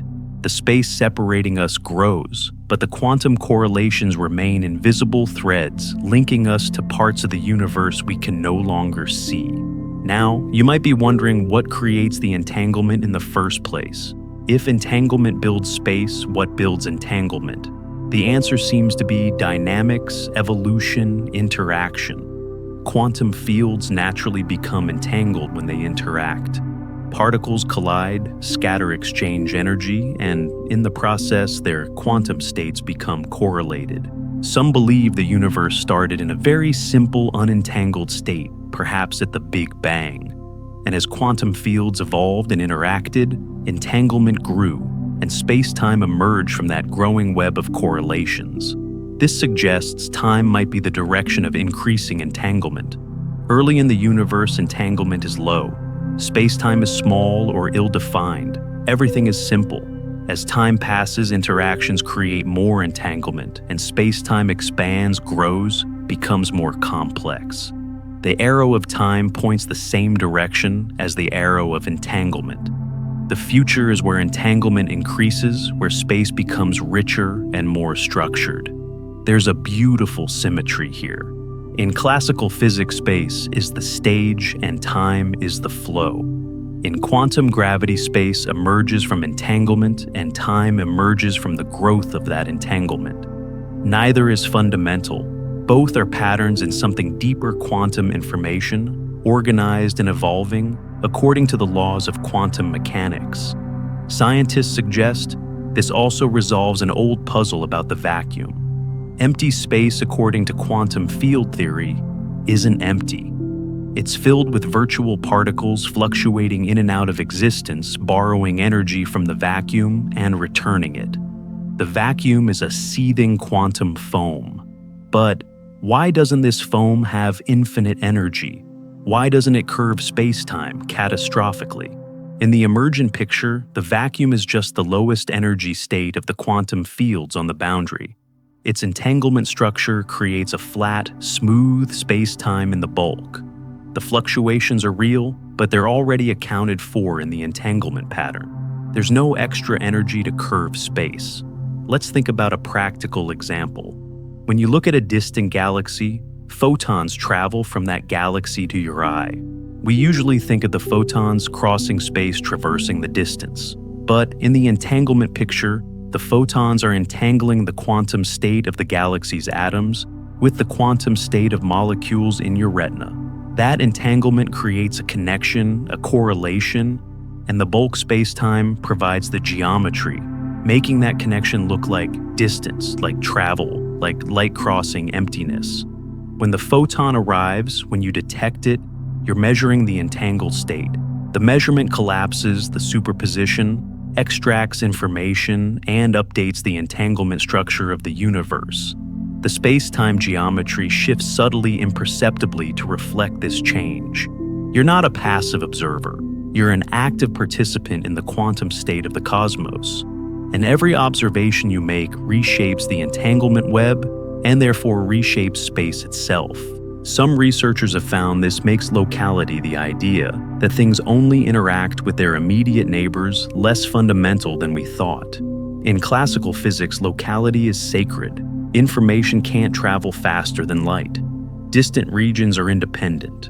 But if space-time is emergent from entanglement, then locality emerges too. It's not a law imposed from above. It's a consequence of how entanglement is organized. In highly entangled systems, with well-defined geometry, locality holds. But in systems with unusual entanglement patterns, locality can break down, and distant regions can influence each other in ways that seem non-local from the emergent space-time perspective. This brings us back to Wheeler's participatory universe. If observation collapses quantum states and changes entanglement, and if entanglement creates space, then observation literally reshapes space-time. Not in a mystical sense, in a concrete mathematical sense. Every measurement you make updates the quantum state of the universe, and the emergent geometry adjusts accordingly. You're not watching the universe unfold. You're part of the unfolding, contributing to the pattern, helping to weave the fabric. Van Ramsdonk's work also suggests a possible resolution to the problem of quantum gravity. For decades, physicists tried to quantize general relativity, to find a theory where space-time itself is made of quantum particles, gravitons, following quantum rules. But this approach runs into infinity's contradictions, mathematical nightmares. Maybe von Ramsdonk suggests we were asking the wrong question. Maybe you don't quantize space-time. Space-time isn't fundamental. It emerges from something already quantum-entangled qubits. You don't need a quantum theory of geometry. You need a quantum theory that produces geometry as an output. And we have one. Quantum field theory on the boundary. No space-time, no gravity, just quantum fields entangling and evolving. From that, space-time emerges. Gravity emerges. The whole geometric description of general relativity emerges as an approximate large-scale picture of the underlying quantum dynamics. It's like how thermodynamics emerges from statistical mechanics. Temperature, pressure, entropy, all emergent concepts describing the collective behavior of countless molecules. Similarly, distance, curvature, space-time, emergent concepts describing the collective behavior of countless entangled qubits. Research shows this perspective makes certain problems easier. In general, relativity singularities, points where curvature becomes infinite, are mathematical disasters. The Big Bang, the center of a black hole. The theory breaks down. But in the emergent picture, singularities might just be regions where the usual geometric description fails, where you need to look at the underlying quantum state directly. The information isn't lost at the singularity. It's still there in the entanglement pattern, waiting to be decoded. Think about the cosmic microwave background, the afterglow of the Big Bang photons that have been traveling for 13 billion years. We detect them, measure their temperature, map their distribution. But what we're really doing is measuring the entanglement structure of the early universe frozen into the photon states. The patterns we see, the slight temperature variations, The statistical correlations are a map of how the primordial quantum fields were entangled moments after the universe began. We're reading the quantum code, deciphering the entanglement that built the space we inhabit. So, here's the picture emerging. Space is not a container, it's a network, a web of quantum entanglements connecting particles, fields, degrees of freedom. The stronger the entanglement, the more robust the space. The weaker the entanglement, the more fragile the geometry. Cut enough threads and space fragments, add new threads, and space grows, connects previously separate regions, bridges gaps. Distance is a measure of how much entanglement you need to connect 2 points. Close together means many short entanglement chains. Far apart means few long chains or many intermediate steps. And the geometry, the shape, the curvature reflects how the entanglement network is organized. This is space-time as information architecture, as a structure built from correlations, from relationships, from the invisible quantum threads binding everything to everything else, holding the universe together, not with force or substance, but with pure connection, pure information, pure entanglement. What if the universe proofreads itself? What if every quantum mistake, every bit of noise that threatens to corrupt reality, gets caught and corrected by some invisible mechanism woven into the fabric of space-time?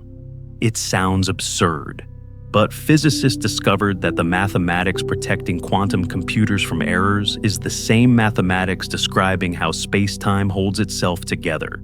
The universe, it seems, runs on error-correcting code.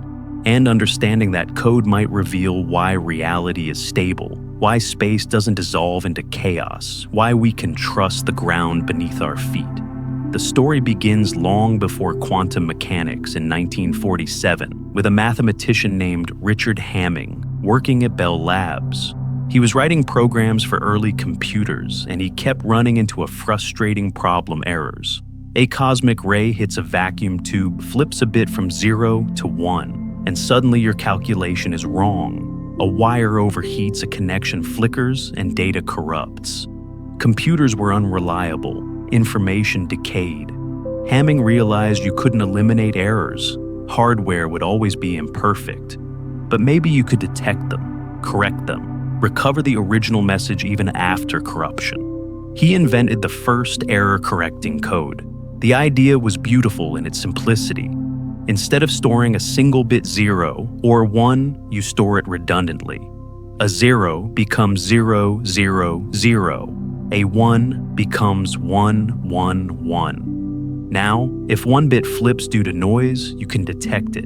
If you receive 0, 1, 0, you know something went wrong, and you can correct it by majority vote, 2 zeros, and 1, 1. The original must have been 0. 3 redundant bits protect against 1 error. This principle scaled. More sophisticated codes could protect against multiple errors, detect complex patterns of corruption, reconstruct messages from partial information. By the 1970s, error correction was everywhere. CDs, hard drives, telecommunications, satellite transmissions. Every digital system relied on it. Scientists suggest that without error correction, the information age wouldn't exist. Data would be too fragile, too vulnerable to noise. But quantum information posed a new challenge. Qubits don't just flip between 0 and 1. They exist in superpositions, delicate combinations of both states simultaneously. And they're incredibly fragile. Any interaction with the environment, a stray photon, a thermal fluctuation, even the faint hum of background radiation can cause decoherence, collapsing the superposition and destroying the quantum information. Classical error correction doesn't work for qubits because measuring a qubit to check for errors collapses. It's destroying the very information you're trying to protect. In the 1990s, physicists developed quantum error correction. The breakthrough was realizing you could encode a single logical qubit across multiple physical qubits in a clever way that allows you to detect and correct errors without measuring the logical qubit directly. You measure correlations between the physical qubits, extract information about what errors occurred, and apply corrections all without ever learning the logical qubit state. The superposition survives. The quantum information persists. Research shows this was essential for quantum computing. Without error correction, qubits decohere too quickly to perform useful calculations. But with it, you can build fault-tolerant quantum computers that remain coherent long enough to solve problems classical computers can't. The codes are intricate, elegant, often based on beautiful geometric structures. And they work. Modern quantum computers use them. But here's where it gets strange.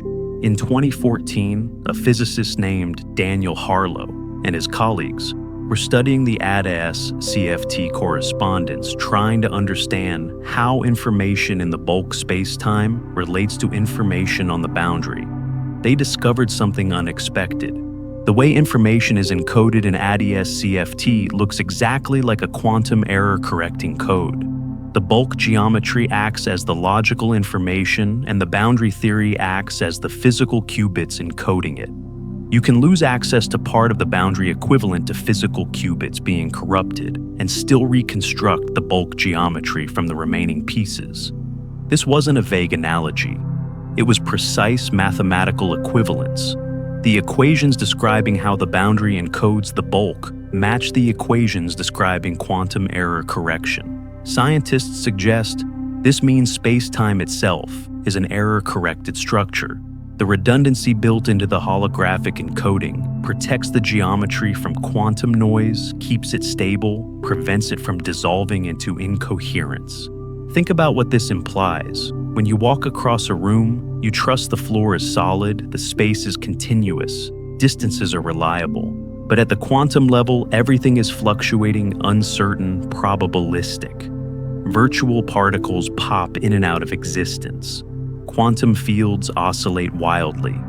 Why doesn't this chaos destroy the macroscopic spacetime? Because spacetime is error-corrected. The information defining geometry is encoded redundantly across many quantum degrees of freedom, so local disturbances don't collapse the whole structure. Let's make this concrete. Imagine the boundary theory as a vast array of qubits, each one fragile, susceptible to noise. If the bulk spacetime depended on individual qubits in a simple way, any error would distort the geometry catastrophically. But in an error-correcting code, the geometry depends on collective properties of many qubits, patterns, correlations, redundancies. An error in one qubit affects the pattern slightly, but doesn't destroy it. The code averages over the noise, smooths it out, preserves the essential structure. Harlow's insight also explains something puzzling about black holes. When you throw information into a black hole, it seems to disappear into the interior. But in ADAS-CFT, the boundary theory is unitary information is conserved. How can both be true? The answer is error correction. The information isn't lost. It's encoded redundantly across the Hawking radiation and the remaining black hole state, protected by the holographic error-correcting code. Even if you can't access part of the system, say the black hole's interior, you can still recover the information from what you can access. Some believe this is why the black hole information paradox has a resolution. The paradox assumed information was stored locally in specific places inside the horizon in individual Hawking photons. But if space-time is error-corrected, information isn't local. It's spread out encoded across the entire quantum state, recoverable from any sufficiently large subsystem. The interior and exterior aren't separate repositories of information.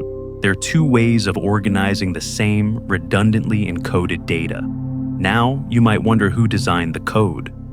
Who's doing the error correction? The answer is no one. The code is emergent, a natural consequence of how quantum entanglement organizes itself. Research shows that when quantum systems reach certain equilibrium states, they spontaneously form structures with error-correcting properties. The universe doesn't need an engineer. The laws of quantum mechanics naturally favor states that resist corruption, that preserve information that remains stable under perturbation. This connects to something deeper. In classical physics, we think of laws as imposed from outside governing how matter behaves. But in quantum information theory, some researchers suggest laws might be emergent properties of error-correcting structures. The reason physics has simple, elegant laws, conservation of energy momentum charge, might be because those are the features that error correction preserves. Complicated, fragile properties would decay under quantum noise. Only robust, redundantly encoded properties survive. The laws we observe are the ones compatible with the universe's error-correcting architecture. Let's think about a specific example locality. In quantum field theory, particles interact only with their immediate neighbors.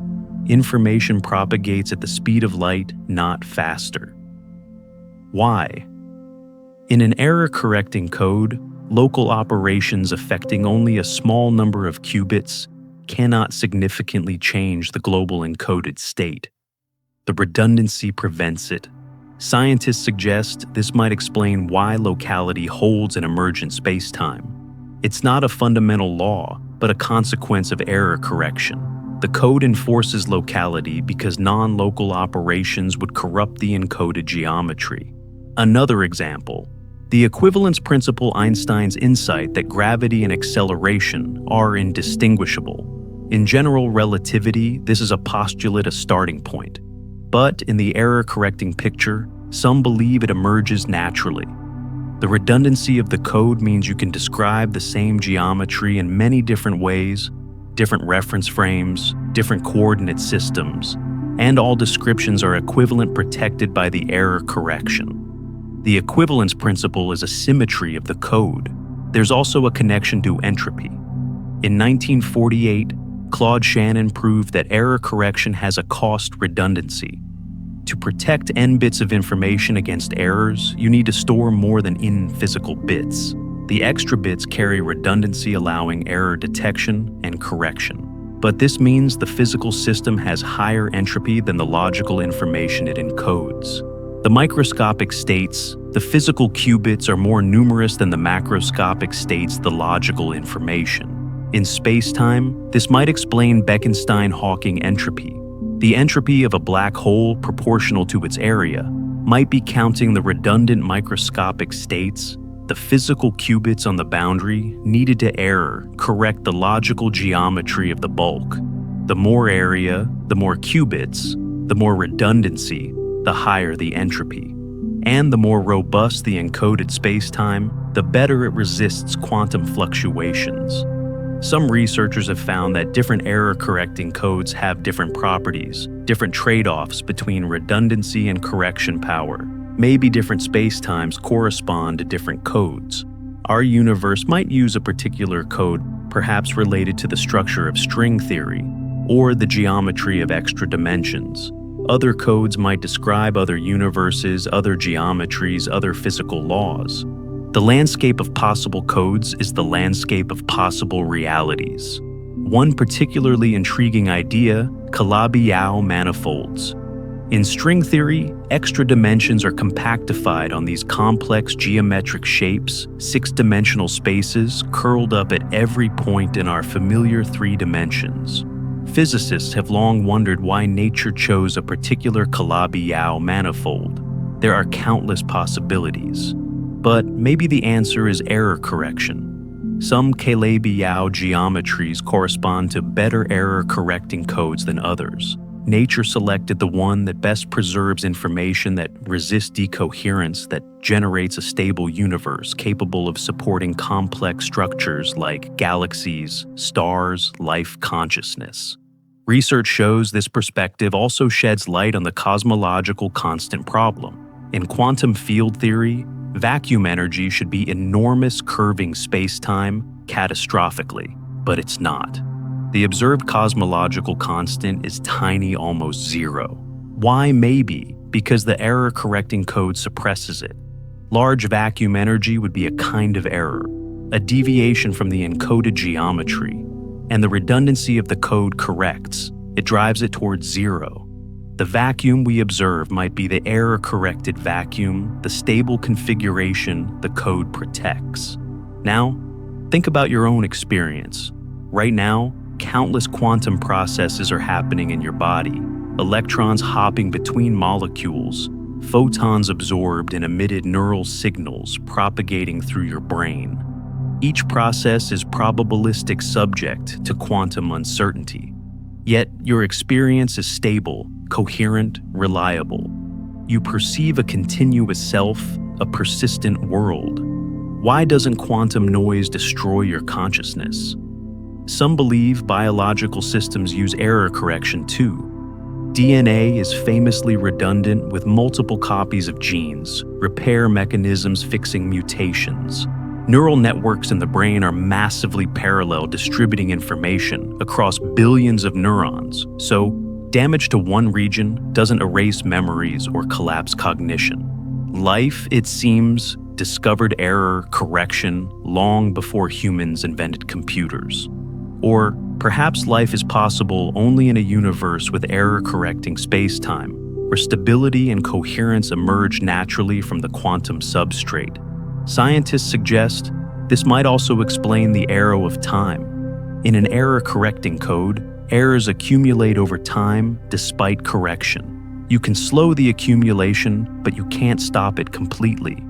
Entropy increases, information degrades. The second law of thermodynamics might be a consequence of imperfect error correction, the universe trying to preserve structure, but gradually losing the battle against quantum noise. Time flows in the direction of increasing errors, increasing entropy, increasing decoherence. But here's what's beautiful. Even as errors accumulate, the code adapts.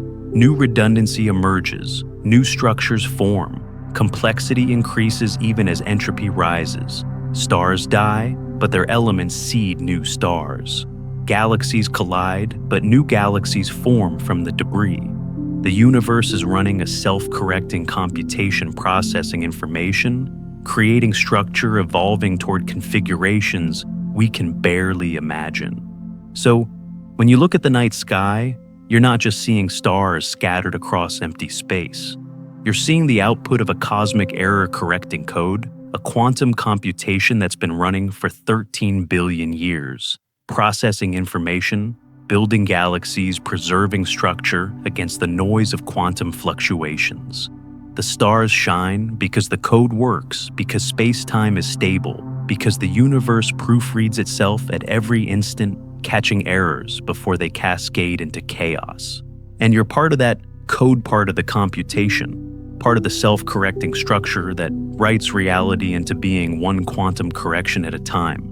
But error correction alone doesn't tell us what's being protected, what information the code preserves so carefully, what message the universe is encoding in the structure of space-time itself. We've traveled far tonight through Wheeler's questions and quantum mysteries, through black holes and holographic universes, through entanglement, weaving space from nothing. But here's the truth we need to sit with: we're not done. We don't have the answer yet. The idea that space-time emerges from quantum bits is beautiful, mathematically rich, supported by countless calculations. But it's not complete. There are gaps, puzzles, places where the story breaks down or goes quiet. And maybe that's the most honest part of science, admitting what we don't know, standing at the edge of understanding, and staring into the darkness beyond. The first incompleteness is obvious. Our universe isn't anti-de Sitter space. ADS CFT, the holographic correspondence that's taught us so much, describes a particular kind of curved space-time, one with negative cosmological constant, saddle-shaped, with a boundary at infinity. It's a beautiful mathematical playground, and everything we've learned about emergent space-time comes from studying it. But when you look up at the night sky, you're not looking at anti-de Sitter space. You're looking at something else entirely. Our universe has a positive cosmological constant. Space is expanding, accelerating, driven by dark energy we don't understand. There's no boundary at infinity in the ADS sense.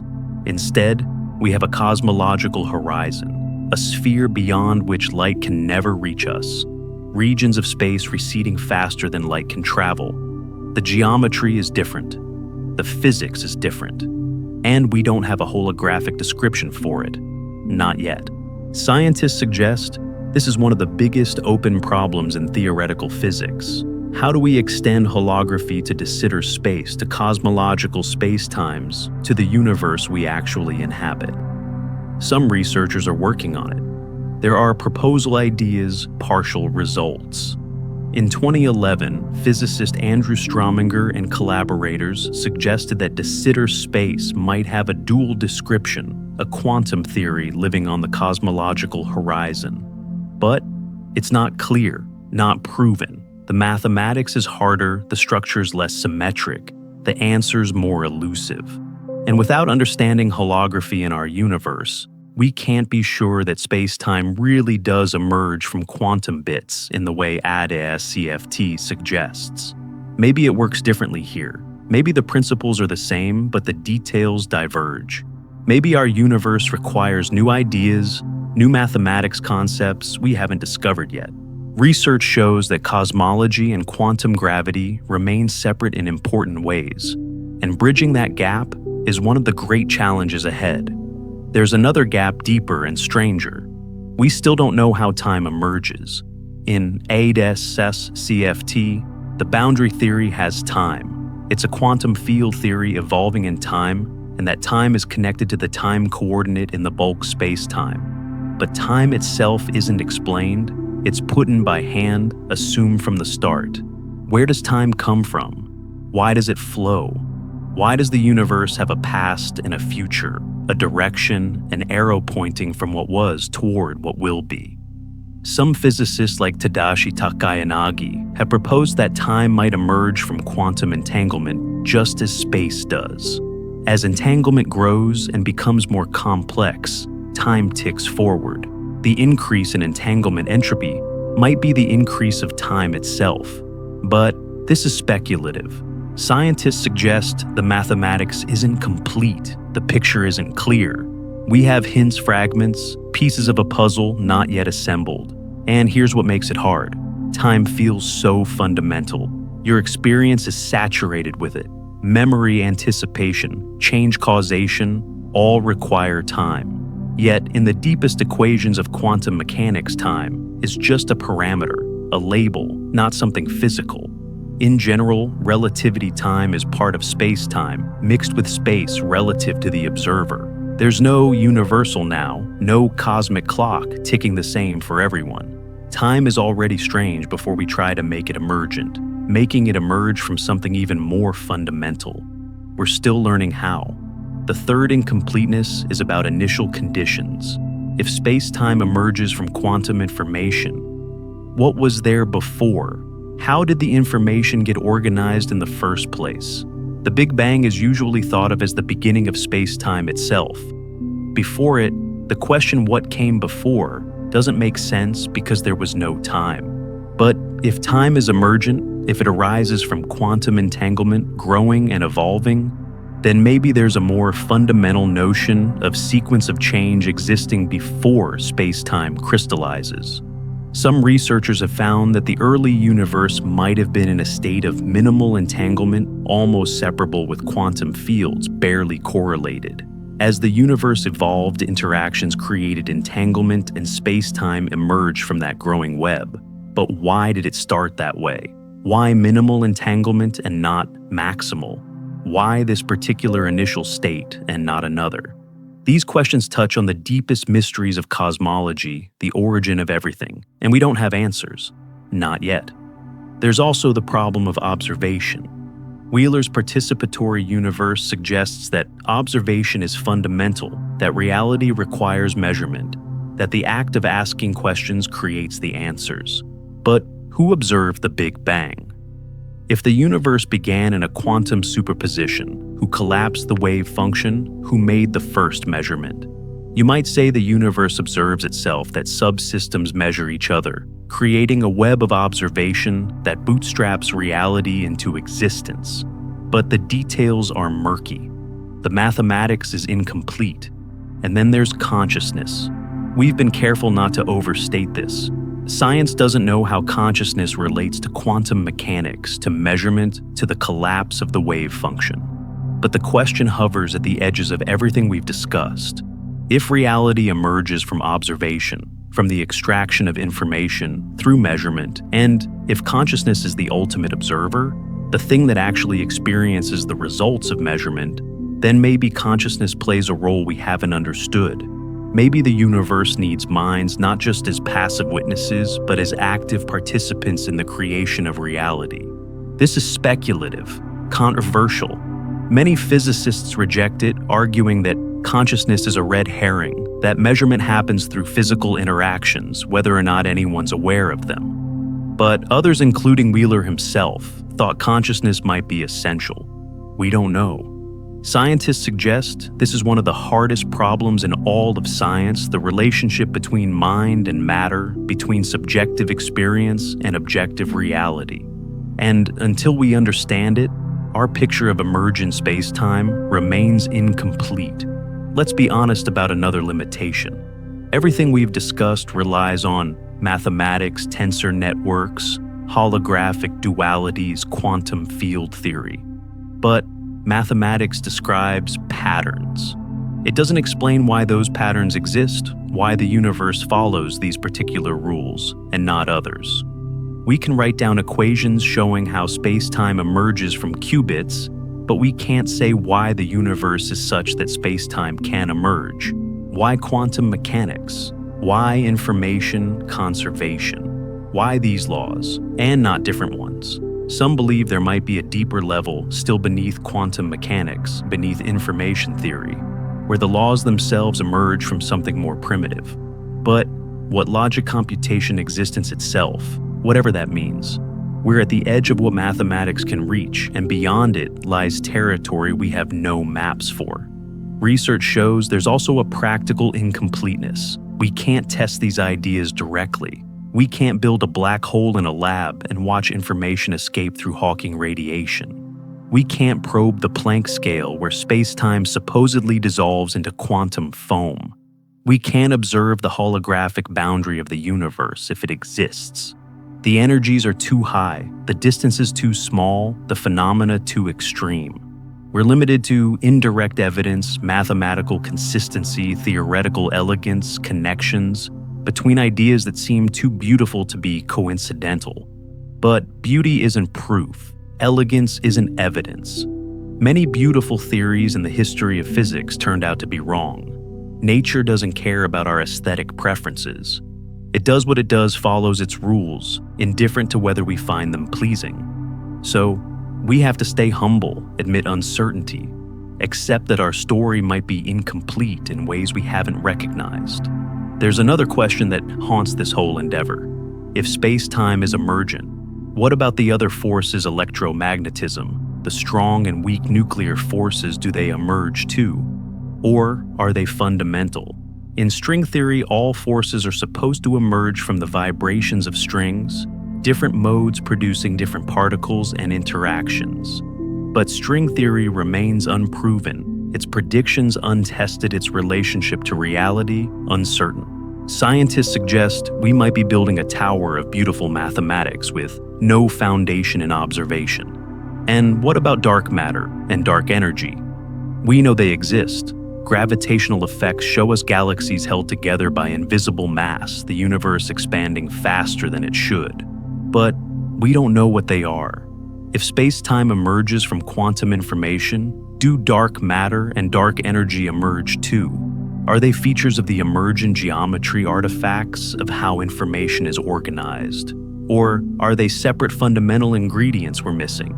The questions multiply faster than the answers. Some researchers have found that quantum gravity might require giving up cherished principles. Locality might be approximate, not exact. Unitarity. The conservation of information might have loopholes. The distinction between space and time might blur at fundamental scales.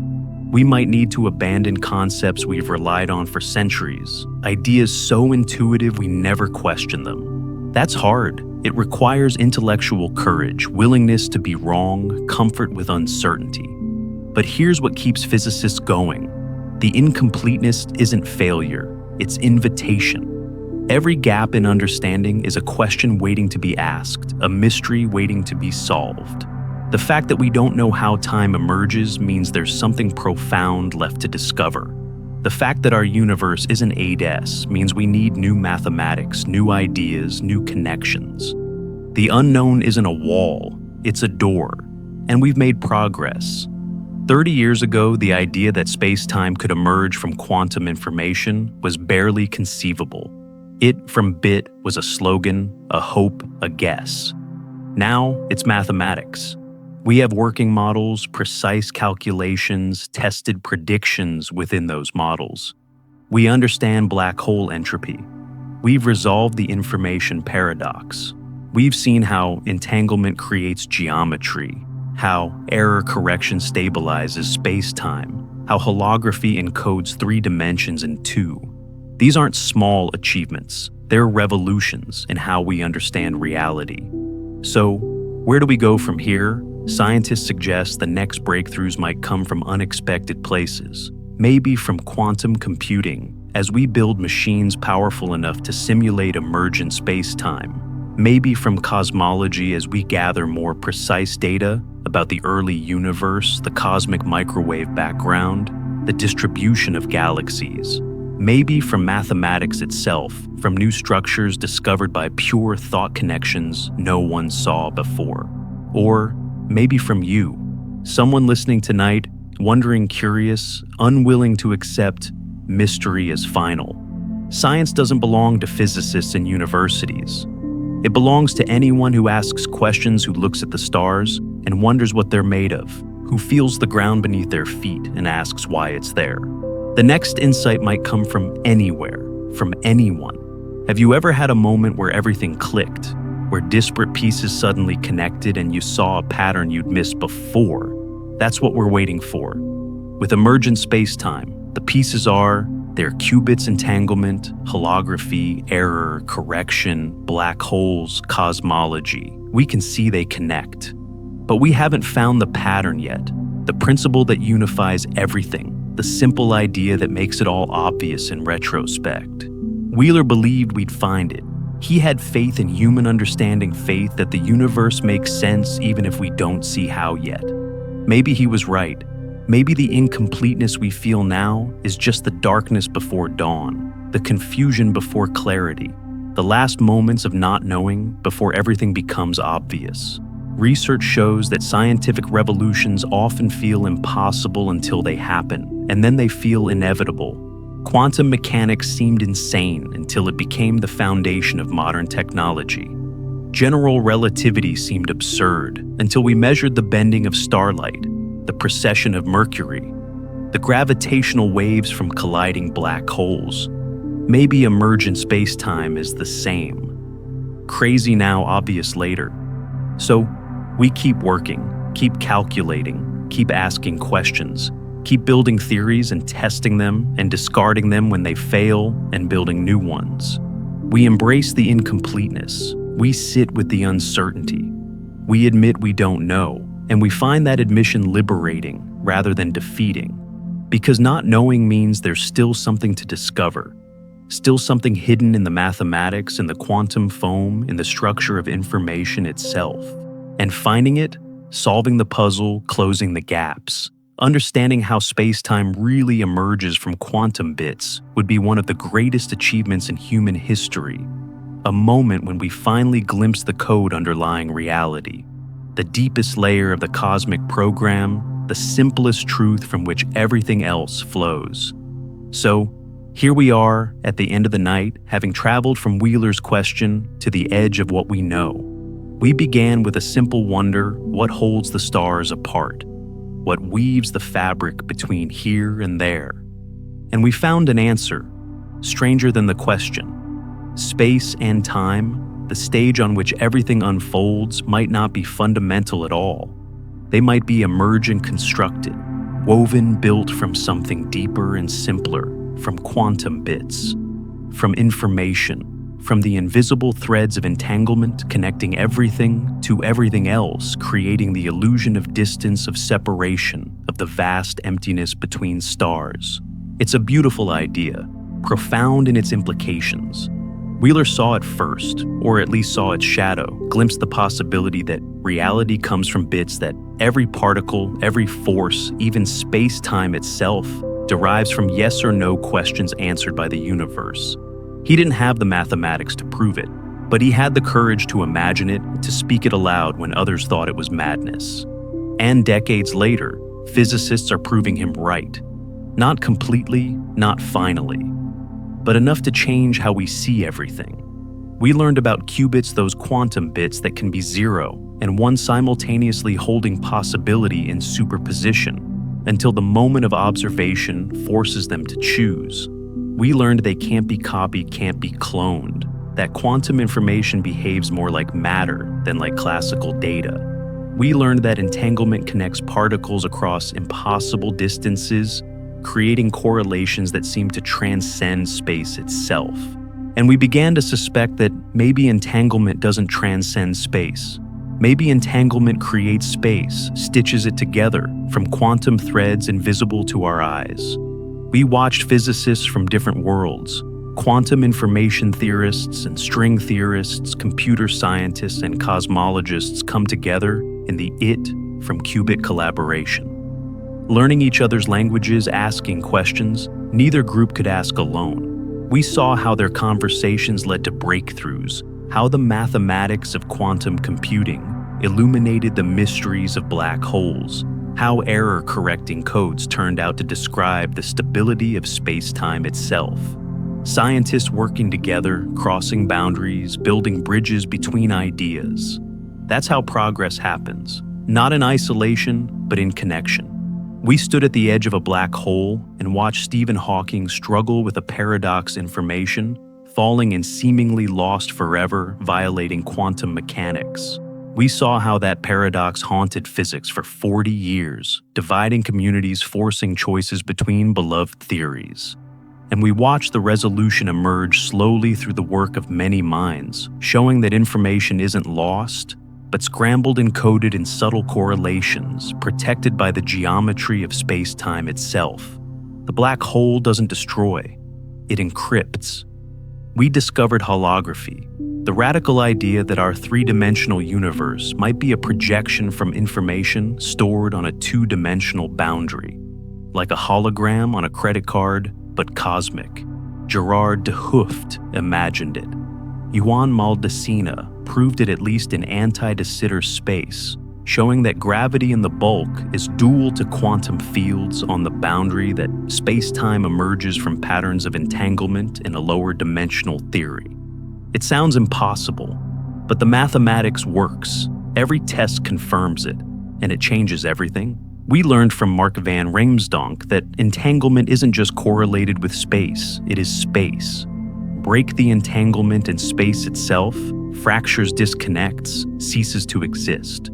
Increase entanglement in space grows, connects, bridges gaps. The fabric of reality is woven from quantum correlations, and when the threads are cut, the fabric tears. Space is relationship, connection, information organized in patterns so intricate they fool us into thinking there's something solid, something independent, something real. We saw how the universe proofreads itself, how error-correcting codes protect quantum information from noise and decoherence. Daniel Harlow showed that space-time is error-corrected, that the geometry we perceive is stabilized by redundancy built into the holographic encoding. Local disturbances don't collapse the whole structure, because the information is spread out, duplicated, protected. The universe runs on code, and that code has safeguards mechanisms ensuring that reality doesn't dissolve into chaos. And we admitted what we don't know. Our universe isn't ADS. Time's emergence remains mysterious. Initial conditions are unexplained. Consciousness hovers at the edges, its role unclear. The mathematics is incomplete. The experiments are impossible. We're building a picture from fragments, hints mathematical beauty that might be coincidence. But that's okay. Science isn't about certainty. It's about curiosity, about asking better questions, about accepting mystery, while refusing to stop searching. So, what does this mean for you? For the person listening quietly in the dark, wondering if any of this matters beyond equations and blackboards. It means something profound. If space-time emerges from quantum information, then the universe isn't a dead mechanism grinding through predetermined motions. It's alive with possibility, with superpositions, with quantum choices happening at every instant. Reality is being written moment by moment, observation by observation and measurement by measurement. And you're part of it. Every time you look at the stars, you're collapsing wave functions, extracting information, participating in the creation of the world you perceive. Wheeler called it the participatory universe. And maybe he was right. Maybe observation isn't passive. Maybe consciousness isn't an accident, a byproduct, an epiphenomenon. Maybe minds matter, because reality is fundamentally informational, and consciousness is how information becomes aware of itself, how the universe observes its own quantum state and forces it to become definite, to commit to be. This doesn't mean you create reality by wishing it. Quantum mechanics has rules. Information is conserved. The laws of physics constrain what's possible. But within those constraints, there's room for participation for the universe and its observers to dance together, shaping each other, co-creating the experience we call existence. You're not separate from the cosmos. You're woven into it. Your thoughts are patterns of neural activity, which are patterns of molecular interactions, which are patterns of quantum fields, which are patterns of entangled qubits. Information all the way down. And at the bottom, maybe there's no bottom. Maybe it's information all the way through turtles replaced by qubit substance, replaced by relationship being replaced by knowing. Does that make you less real? No, it makes you more connected. Part of a vast quantum network spanning the observable universe, entangled with everything that ever interacted with you or anything you've touched. Your quantum state is correlated with the state of the air you've breathed, the light. You've seen the ground you've walked on. You're not isolated in space. You're distributed across it, your information spread out, your existence holographic, your presence felt in ways you'll never directly perceive. And maybe that's comforting. Maybe knowing that reality is woven from connection, from relationship, from information shared and preserved and error corrected across cosmic scales, makes the universe feel less cold, less empty, less indifferent. We're all part of the code, all participating in the computation, all contributing to the pattern that creates space and time and the illusion of separation. The stars still shine above you. The night still holds its mysteries. But now, maybe you see them differently. Not as objects in empty space, but as nodes in a network, points of light, connected by invisible quantum threads. Information flowing between them at the speed of causation, creating the geometry we call distance, the flow we call time, the structure we call the universe. It's still vast, still beautiful, still filled with wonder. But it's also intimate, connected, alive, with information processing itself into existence. Wheeler died in 2008, but his question lives on. It from bit, space-time from qubits, reality from information. And every year, physicists get closer to answering it, to filling in the gaps, to understanding how the cosmic code works. Maybe in your lifetime, we'll have the full picture. Maybe someone listening tonight will be the one to find it, the missing piece that makes everything click. Or maybe it'll take centuries more. Maybe we're only at the beginning of understanding and the deepest truths are still hidden, waiting for questions we haven't learned to ask. But that's okay. The journey is the point. The wonder is the reward. And tonight we've traveled together through some of the strangest, most beautiful ideas humans have ever conceived. We've seen how information might be more fundamental than matter, how space might emerge from entanglement, how the universe might be a hologram, a quantum computation, a self-correcting code running on hardware we can't see, producing the reality we inhabit. Thank you for being here, for listening, for letting these ideas drift through your mind as the night deepens and sleep approaches. I hope you found something here that resonated, something that sparked curiosity, something that made the universe feel a little more mysterious and a little more knowable at the same time. If these quiet journeys through science bring you peace, I'm grateful you chose to spend this time with me. And there are more stories waiting, more mysteries to explore, more questions to ask. The universe is vast and strange and filled with secrets, and we've only just begun to decode them. So, rest now. Let these ideas settle. And when you're ready, we'll drift together into another quiet night, another mystery, another story, told softly in the dark. The space between stars breathes with invisible information. The fabric of reality hums with quantum correlations. And you right now, right here, are part of it all. Part of the code, part of the computation, part of the universe asking itself questions and listening for answers in the silence between heartbeats.